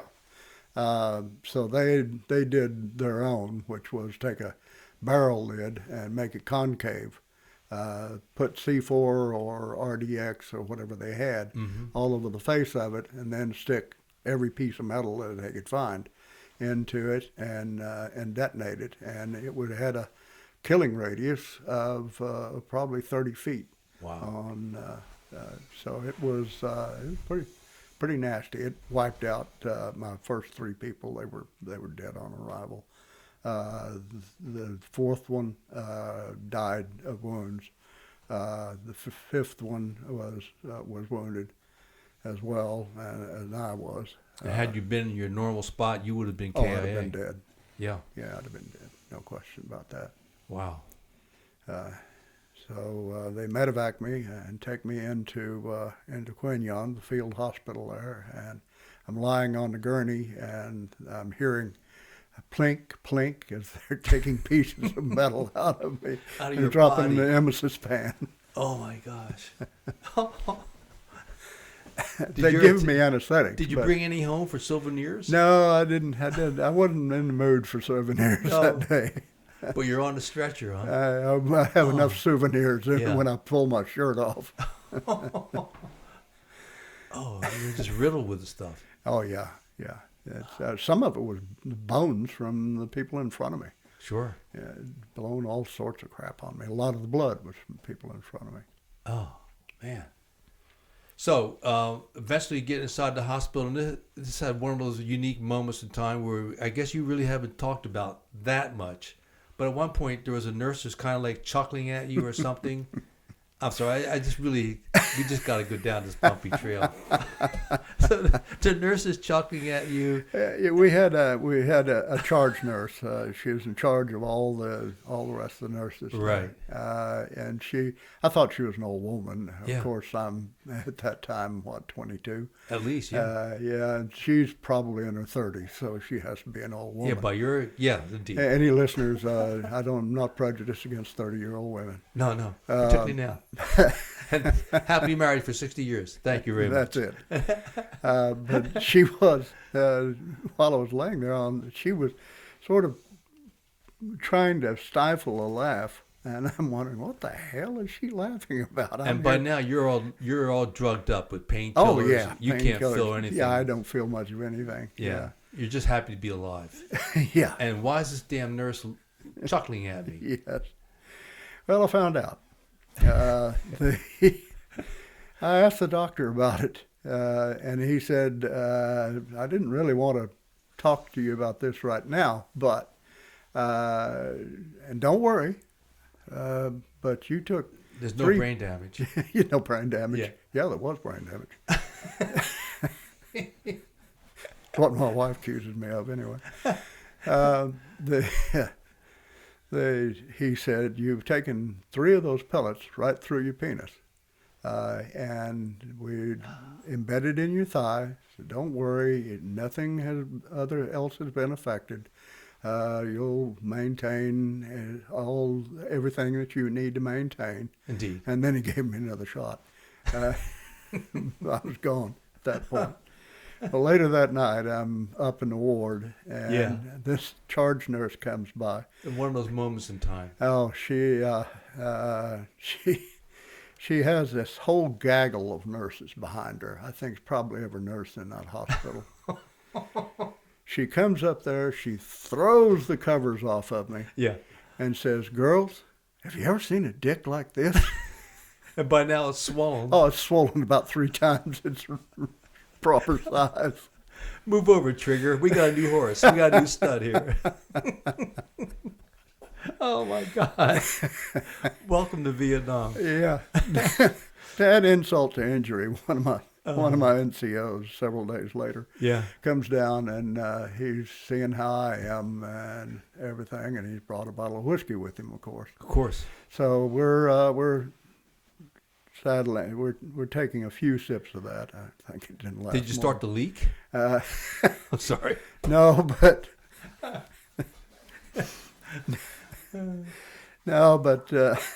this sergeant, being typical special forces, Indeed.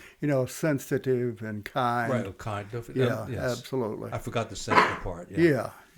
He says, "Tell me, Trung Nguyen, how do you piss out of that thing? You play it like a piccolo?"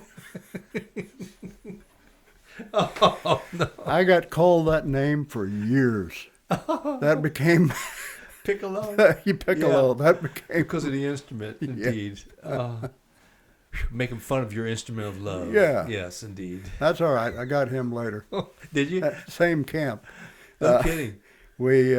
You were able to go back to the camp, or you? I went back to the camp. No. Yeah. Then caught malaria and was gone again. But then you got really sick. Yeah. I was sick for a month on that. Oh. But then went back to the camp, and we had 2 NCOs there that hated each other's guts, and they'd get into fistfights for no apparent reason. and just tear shit up all over the place until, one of them declared he won, and the other one say, okay, next time. So it disrupted the whole camp. And my commander there, the captain, said, you used to be an NCO. Get those two straightened out. So here I am between these guys, and they're probably 4 inches taller than I am. Really? Yeah. Okay. And I'm between them, and I said, I'm going to whip your ass if you keep this up. And they look at me and just laugh. But one of them, I told you about the latrine up on the up there. Yes. So one of them was in there doing his duty one day, gets up to leave. The latrine had a spring door on it, of course, to keep flies out as much as possible. As he goes out, that door slaps him in the ass, and his 45 goes off. No. And it carves a groove right down his leg. And so he comes there, and I take him to the dispensary. I said, I'll take care of this. I took him to the dispensary, and I'm swabbing out the wound and putting stuff on it and bandaging and everything. And I said, here's the thing, Snake. I'm going to put you in for the Purple Heart for this. And he said, oh, goddamn, you can't do that. I said, yes, I can, and I will. And everybody in Vietnam, by the time I get through, will know that you got your Purple Heart by getting shot by a shithouse. Was that Snake Adams? No. No, it wasn't Another Adams. snake. Another snake. He said, oh, God, you can't do that. I said, there's one condition.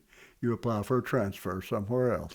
I'm tired of trying to get between you two assholes. He was gone the next day. That's efficiency. Oh, my God.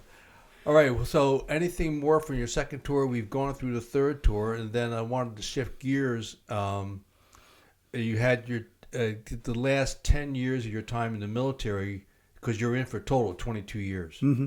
So after that, maybe just give us a quick cursory quick one. overview. Had to go back the infantry advanced course after the last tour. Right.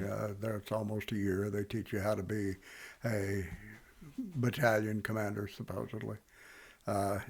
Teaching World War II tactics. Right. And the Vietnam War is still going on. Been going on for 6 years. They'll give you World War II tactics. Yes, very good. So mostly that's our Army. Mostly we just stayed drunk. Then decided, hey, I want to go back to Monterey. So applied for and got Russian language school and went out there and spent a year.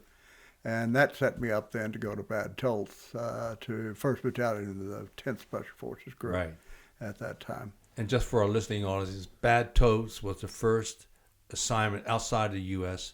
where the Green Berets went in 1952, 53. The SF Originals went over. They trained, left on a boat from Wilmington, North Carolina, went to Germany, took a train, maybe a second train, and then they marched into Bad Tolth. And Bad Tolth had a history. Because the Cold War was going on at the time with the yeah. Russians. Bad Tolth had a history all its own. That was the SS Officerschule. Right, I forgot that. Yeah. And the SS is, just so again for our listeners that are young today, this is the German SS. Mm-hmm. Yep. So I spent 4 years there, learned to ski, and that's another story in itself. I just come out of Southeast Asia.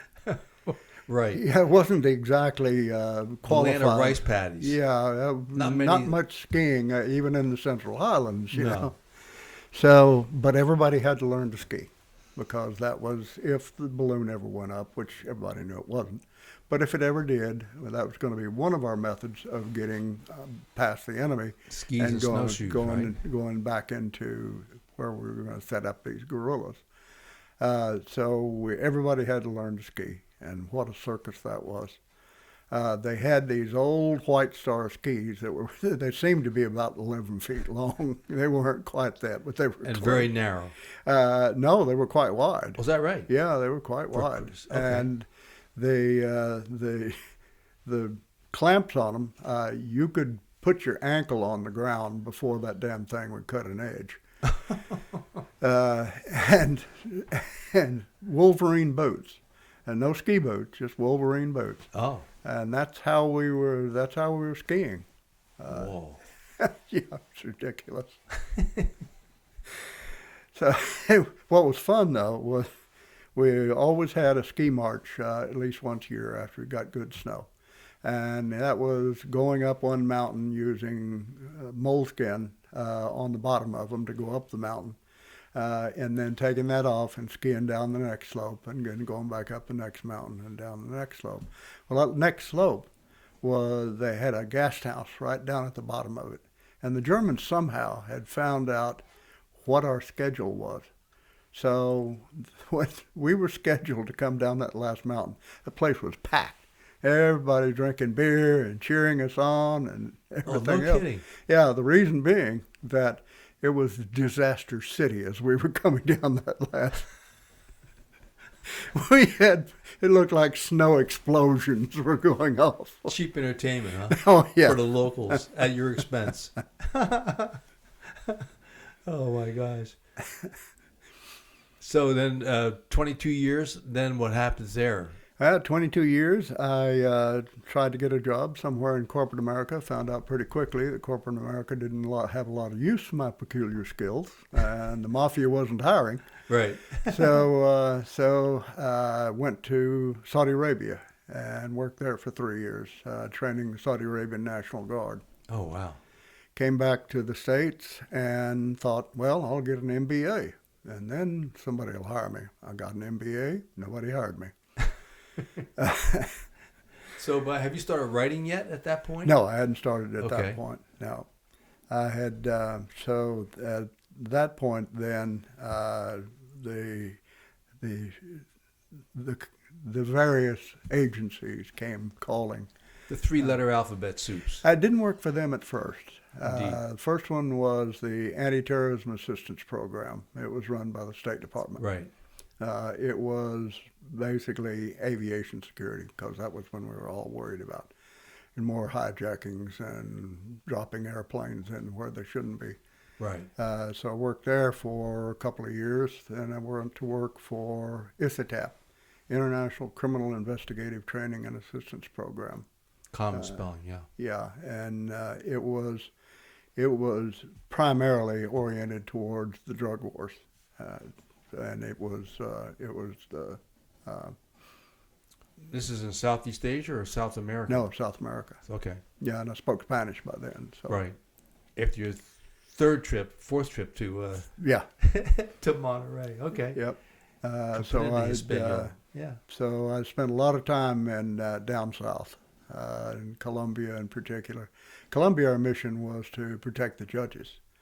And to train their judicial police to protect the judges, because they were getting killed on a rate of about one a week. Yeah. That was the time when Any judge that was really a judge, they would try to eliminate. Yeah, exactly. So they asked me to put together a team to go down there and train their people, and in the meantime, do some security surveys, try to figure out how to harden their houses, their offices, and so forth. So I put together a team. I had 3 former Secret Service guys, which was my biggest mistake, and three SF guys. So off we went to Colombia, and we were trying to train these guys. And the Secret Service guys, their idea of a motorcade is at least 4 limousines and a chase car. Right. These guys are taking a bus to work. Really? Yeah, it didn't really work well. No. So we fought that battle over and over again. I won, but we would go into their houses and we'd tell them, these are the things you need to look for, these are the signs, and oh, by the way, that propane tank that you have sitting out there in front of your house, very conveniently located with the nozzle going through the fence, so that when they fill the propane up, they don't have to go into your yard. Oh, yeah. Slap me a charge on that, and I'll take out the block. Oh, yeah. That's the kind of thing we had to deal with when we first got there. State Department said, okay, we've got a vehicle for you. Oh, a vehicle. Okay. So they take us out to this old Suburban, and it's seen its better days. And it's the old style Suburban where you didn't have fuel injection. It's carburetor. Now, you're at 6,000 feet in Bogota. That thing had a top speed of about 20 miles an hour. So, no, I don't think we're going to take that. So what we did is take taxis. We'd go to a different place, different place, split up, take a taxi, take it to wherever we were going, join back up at that point, take taxis from there. We were just, everybody thinks of South America and Mexico, unless you've actually been there, as being typical swarthy complexion. Colombia, a lot of times you can't tell the difference between an American and a Colombian. No kidding. Oh yeah, there are lots of German immigrants. There are lots of French. So we were just one more person in a taxi. So we never had an issue. Blended right in. Yeah, no problem. There was one incident. I had DOS was their equivalent of the FBI and the CIA altogether. Department Administrativo. They had a building that was their headquarters. It was all glass. It was about 8 stories tall, and it was in the middle of a parking lot where people could drive up anytime, any day. So I did my study on this, and I said the first thing you got to do is to either get rid of these windows or at least put Mylar on them. So when they come out, they'll come out in one piece. If you get an explosion the way they are, they're going to be missiles that are going to cut you to pieces. Oh, yeah. Oh, yes, we will do this, we will do this. And then I said, and the next thing you need to do is shut that parking lot. Don't let any vehicle come in there that is not authorized. Yes, that will be harder, but we will do that. So I'm going back out there for my final session with them, and in a cab. And this cab driver is taking me every detour that you can think of in Bogota, running up his tab. Yeah, of course. And I'm browbeating him. God damn it, I've got a meeting out here, in Spanish, of course. Yeah. I got a meeting out here. I got to be at that. And he just looks in the rear view and grins and takes another detour. Well, we get about 2 blocks away from DOS, and the world goes boom. Oh. And I knew what had happened, and there was no question about it. They had pulled a school bus, into that parking lot, filled with info, and had blown it. Whoa. Killed 80-some people in the building, wounded practically everybody, most of it from flying glass. No The kidding. crater from that thing was about 30 feet deep. I'll tell you what a force that thing was. Wow. 30 feet. Yep. So I jumped out of the cab and gave him the best tip that he probably ever had. Every peso I had. You were happy to be late. Oh, yeah. I was real happy because if he'd got me there on time, I'd have been in that parking lot. Oh, my God. So I'm up there wading in blood, coming up over my shoes, trying to help people. Yeah. And it was horrific. The medic skills had they came right back in, yeah. High gear. Yeah. Wow. Okay. So going along, at some point, you turn into an author. Yes. What sparked this? I've always wanted to be an author. Is that right? Even out there in the dirt farms of Oklahoma? When I was 8 years old, I was writing pornographic novels for my schoolmates. I didn't know anything about it. Yeah, of course. But I had a good imagination. Fertile.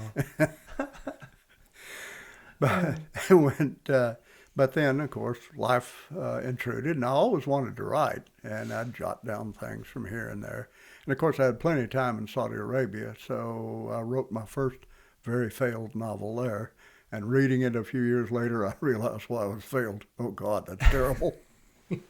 So you're self-taught. You don't go out and No. talk to award-winning authors, say, hey, I got this great idea. You just, like, typical SF fashion, let's just jump into this. Just jump into it. I see something like this book. I'm driving along, And instead of elephant grass, we've got Johnson grass there in Oklahoma. Okay. I'm driving along, and it's the same effect. That Johnson grass is waving in that wind, and it just brought back those memories so sharp. And we're But talking about Days of Fire? Yep.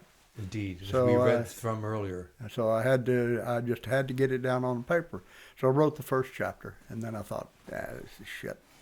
So sometime later, they're having a convention in D.C., and Mark Barrett's there, and Mark is quite a successful author. And I was telling him about this story, and he said, hey, you're no judge of your own writing. Clean it up a little bit, send it to this guy, and see what he thinks. That guy is Jim Morris. No. Yeah, he was at that time. He was at Pocket Books. So after tour duty with Soldier of Fortune magazine. No, it was before that. Before Soldier of Fortune. Okay. Before that. Yeah. Yeah. The really young Jim Morris. Yeah. Yeah. I don't think he'll ever die. But he sends me a message back. Says, "We like this. Show us the rest of it." I'm thinking, oh shit! Now I got to write the rest of it. Oh, that problem. So I wrote it. They published it, and then I've been writing ever since. And Jim had at least 2 or 3 books from Vietnam as a Green Beret. Yep. And just quality stuff. Oh yeah. Yeah, the man can write. Anyway, so all right, so you get going with the writing, and then you and I were at a SHOT show. Gosh, what, 5-6 years ago? Mm-hmm. And you had another business you were running at the time, because you've done a few along the way as you're writing, and book sales were successful. You had a name, and people kept asking me, "Hey, do you know John Mullins?" Well, yeah, we never served together, but yeah, I know him. Because at some point you got involved with Soldier of Fortune for a little while, magazine too, or that just for your writing? That's a story in itself. Robert K. Brown. I've known Robert for many years before, but they sold the video rights for Soldier of Fortune to Hollywood. Right. And they made two years of the Soldier of Fortune series. Right. And I got asked if I would like to, from a producer, I got asked if I would like to send in some ideas. So yeah, I'll send in some ideas. Sure. So I shipped them to them, and they got on air there for a couple of them, paid good, and I got residuals for years. But then they sold the rights for video games to Activision. Activision wanted to do a game on Right. Soldier of Fortune. So I get a call on that. We know your background. We've heard about you. Would you come up here and give us some technical advice on this? I said, are you going to pay me? And they said, yes. I said, well, you got your answer. So I go up to their developers, Yeah. and we worked for a while, and sort of hit it off with the guys, and gave them some scenarios and told them some things that were just egregiously wrong in their weapons handling. Got some of it through, some of it not. Yeah. Then I go back home, counting my dollars, and lo and behold, about a week later, I get another call, and they said, we need a hero for Soldier of Fortune. Can we use your name and face? I said, same question as before. Pay me, yes. Pay me. Indeed. So I got killed by several million teenage boys in the Soldier of Fortune game. Oh, there you were really dead in the game. Yeah. And you lived to talk about it. I lived to talk about it. Oh, I'd forgotten about that. Yes, back in the day. Yep. Wow. Been a long, strange trip. Indeed. So you started cranking out the books, and now we have a total of 14 written. 2 are still waiting to go through the editing process itself. Yeah. And you've got 12 out there, and amongst them we have North Fork, Devil's Canyon, Boys d'Arc. Oh, listen. Bois d'Arc. Bois d'Arc. Oh, is that what it is? Or you French guys. And of course, now we got one in Spanish, Rancho Mala Suerte. Mala suerte. Mala Suerte. And now in English again, Owl Creek. So these are just some of the books that you've been putting together. And it's interesting. Who was one of your lead characters for your book down in Texas there? He is the lead character also in Days of Fire. Okay. Who ran into some issues with the Army. So after the next book, in that particular issue, which is Napalm Dreams, he ran into some issues with the Army. So he leaves the Army and becomes a soldier for hire. Sound familiar? Does indeed. Where's Robert K. Brown when we need him? So somewhere along the way, I thought, this is a good character. I'm going to put him into an impossible situation.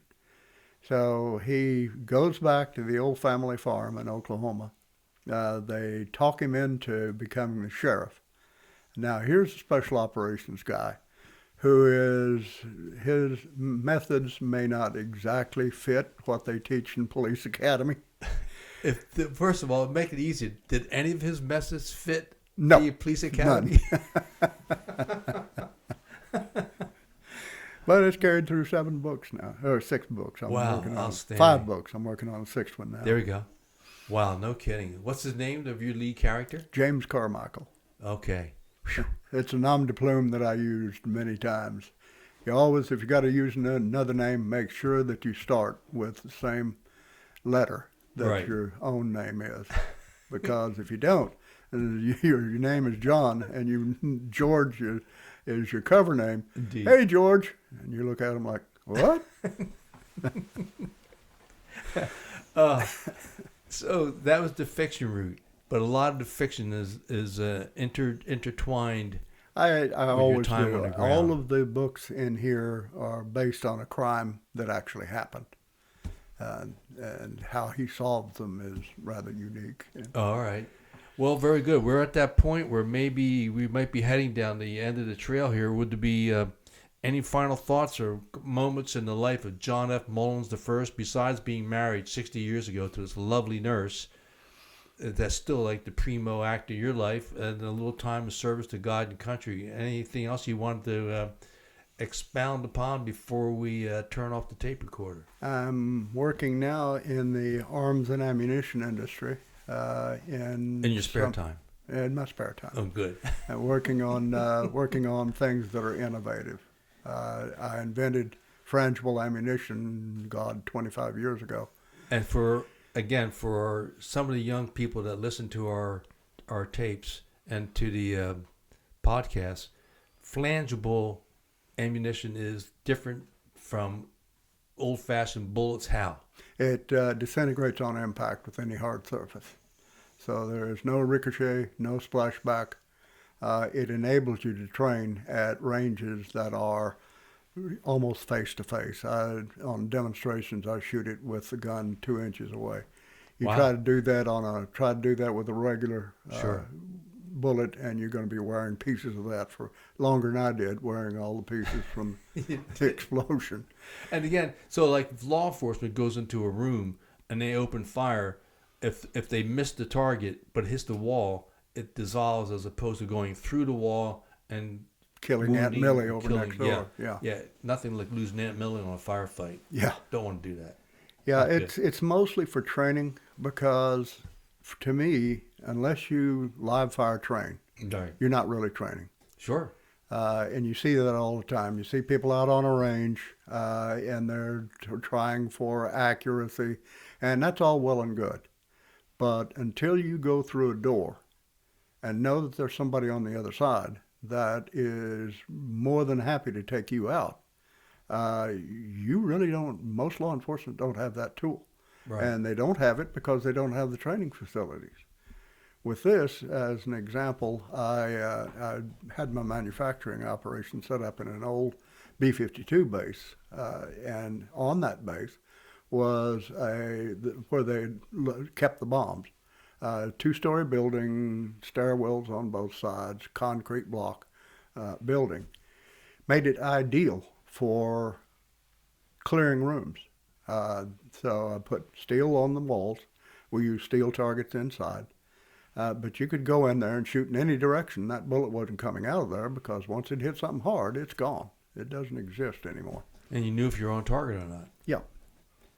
So that way you can actually train realistically, because unless you're training with live fire, it's all an arcade game. Yeah, because that's even something that Jocko Willink has talked about and others for making law enforcement training more realistic. Yes. Today. Absolutely. Particularly now that law enforcement finds itself being targeted by the radicals in our country that are running about the streets a lot more than we've seen ever in our history, I think. Oh God, it boggles the mind. It does indeed. And then any other careers in between all of these before we wrap up here? Go down to yeah. I was up in Washington doing some things, and This is Washington State. Yes. Well, actually, I was in Macedonia. I'd done a little project there, and I saw 9/11 happening on the monitors in Athens, and I thought, oh, Jesus Christ, I got to get back to the States. Yeah. So I made it as far as London, and an old MI5 guy, a friend of mine, because I can't go any further, he takes me in and feeds me enough scotch to keep me from going complete batshit. Yeah. So I head on back to the States and get that call, and away I go, and I wander around the stands for a while. Is that right? Did you run into Billy Wall when you were over there? Oh yeah, of course. Yeah. Billy was working for the ground group for the agency. Indeed. Yeah. And so you were working for another agency we can't talk about? It was for the agency, but it was under a different color. Indeed. Yeah. Billy Wall is just one of our SF legends. Yeah. And he's now 92 down there camping out happily in the Tampa Bay area. Oh, is he? Oh, yes, sir. Good. I hope he lives forever. He probably will. Probably bury all of us. Not No, me. Billy. No. Not me. I have a goal. Is that right? What's that goal? My goal is to live long enough to piss off generations yet unborn. There we go.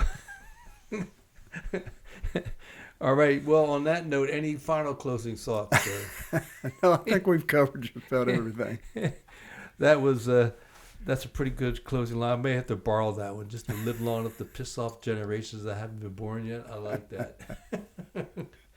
So, anyways, as we wrap up here, we definitely want to thank again Jocko Willink Productions, his team with Echo Charles, and for making this podcast possible. And you see, there's no advertising. Again, thank you to Jocko. And we thank today. We thank the military, the first responders, Border Patrol, those who protect our country, and for all the law enforcement on the street. We continue to pray for your safety, and during these difficult times, we hope that the training will be there to help improve it. And we also want to thank the men and women who are serving in the years past. They're heroes, that like John Mullins here with us today. And of course, we also remember and salute the men and women who were not able to come home, who have not been able to come home, and are missing in action today. The Vietnam War alone, we still have 1,583 Americans still missing in action from the Vietnam War in Southeast Asia. And the way things are going is we doubt that many more will be returned or repatriated. So we thank, again, Jocko, his team, for making this podcast possible. And with that, we close. God bless America. Amen. Amen. Well, welcome back. John Mullins has left the building. He's on his way back to Oklahoma. And today our technical expert from the 101st Airborne, Chad, is with us. Use Chad, that loosely. Indeed, but still, you're still jumping out of planes in your spare time. But John Mullins, you're familiar with our podcast, and having heard this story, what's your first reaction? Well, once again, wow. As with most of them, all of them, I say most, like some are bad. No, all of them are good. And this just is another good one. Just another good one. I Great know. stories. The whole thing with man, from our side, I learned stuff about the Phoenix Project that I never knew. Yeah. And we heard about PRU, which is their action arm, and just an amazing guy. It's He's so still around awesome. to talk about it. Yeah. He's Yeah. got a great sense of humor too. Oh yeah, He's got a great sense of humor. yeah, It's awesome. Like I said last time I was here, it's great to see this talking about history. You know, the things that have happened sure. in the past, and getting that personalized kind of, you know, putting the face to it, right? Absolutely. All the things you hear, and you know, and weeding out the bullshit, because sometimes there's some, you know, they report the bullshit. Yeah. John laid it down. He cleared up some things on some stuff. I thought he cleared up a lot of things, Yeah. particularly with there's been what little's been written is usually bad or just flat wrong. Yeah. Or both. It's understandable he doesn't like journalists. Indeed. You notice that? Yeah. We had that first hint. Yeah. 2 journalists were killed, and okay, let's move right along here. It's good. It's good, man. I love coming out here and doing this. Unfortunately, your regular guy couldn't make it, and I got to do it again. It's great. I get an early listen to the podcast. I get Our to come in and sit original here. secret agent man was busy. Secret agent. Indeed. Tom the Terrific. So what about it from your perspective of having heard so many other SOGcasts? John's stories are like, each guy's story is so unique. Yeah. And from your side, because you've seen or heard some of these now, what's your final impression on that? Well, I know a few of you guys. Yeah. You guys, quotes, right? And one thing that I We noticed. met on the firing range. Yeah, the commonality, I think, amongst all of you guys, everybody has a unique story, but I think there's one commonality amongst it, and that is the quality of man, the type of person that they are. Yeah. I don't know the right words to use for that, but you listen to them. They were in the moment. They were just doing what they had to do to complete the mission. Indeed. You know, and that's the one thing that I kind of get out of most of that. I hear your stories, and I hear, you know, John Placer's when I was here for John's, and your other guests on your other podcasts. It's and John's today. They're just doing their stuff, man. They're just doing their thing, and they were in the moment. Like, it's my job right now, but it's not my life. John said that earlier. I can't remember how he worded it, but he was like, he wasn't supposed to go out on the missions with them. But he's like, he did. That's I got 10 years, and this is my job. It's not my life, is kind of how he said it. I don't remember exactly, but again, he was a better go ahead and leader kick on me the out. ground. Yeah, sure. Yeah, go ahead and kick me out. This is. And then his stories as a medic, you know, after that ambush, the triage, going through that, patching people up and deciding, well, he's too far gone. I just can't even imagine being a medic like that. The medics, you got to give them props. I mean, because not only, as with most of the guys on a team, you know, that you're dual rolling. You're always dual rolling. You got your primary, what your mission is, right? But you also got your secondary stuff that you got to do. Your medics and your commo guys, and just how the well-oiled machine and how it works together in the end. And the medics, though, man, you got to give them credit, because they got to really deal with some. Oh yeah, and our SF medics has just continued to amaze me from day one. Yeah. And I just knew, like I told John in the beginning, it's like I knew I couldn't be a medic. I couldn't do the scholastics, let alone all the I don't think guts. I could have done it either. Yeah. I would have got kicked out of. I would have got kicked out of commo, and then got kicked out of medic. Yeah, indeed. Yeah. Well, because that's where John and I were different, in that I knew I couldn't do medic, so I went to combo. He went to combo, knew he couldn't do it, hated it, became a medic. And just like, just became a medic. And then goes to language school for Russian, Spanish, and French. Yeah. Okay. Great men. That's the one thing that I noticed. Well, we're going to continue to keep this going. So thank you for filling in today, sir. We appreciate it. And again, as we said earlier in our closing, we thank Jocko and Echo, his team, for making all this possible. And please feel free to, if you just Google Jocko Willink, you will have other programs that he does. And for our programs, for the audios that are posted. You can go to Spotify Yeah. or Apple Podcast, and you type in SOGCast, and they'll pop up. And now we have posted so far 17 audio of the interviews, and the first 3 YouTube productions have been posted on YouTube, and we've had a lot of positive feedback from that. And as we close out again, we always thank our service members today that protect our country, particularly during these political times. Being in the military is probably uniquely more stressful than any time in recent years. And we pray for them, the safety of our service members, for the first responders, all in the hospitals on the front lines.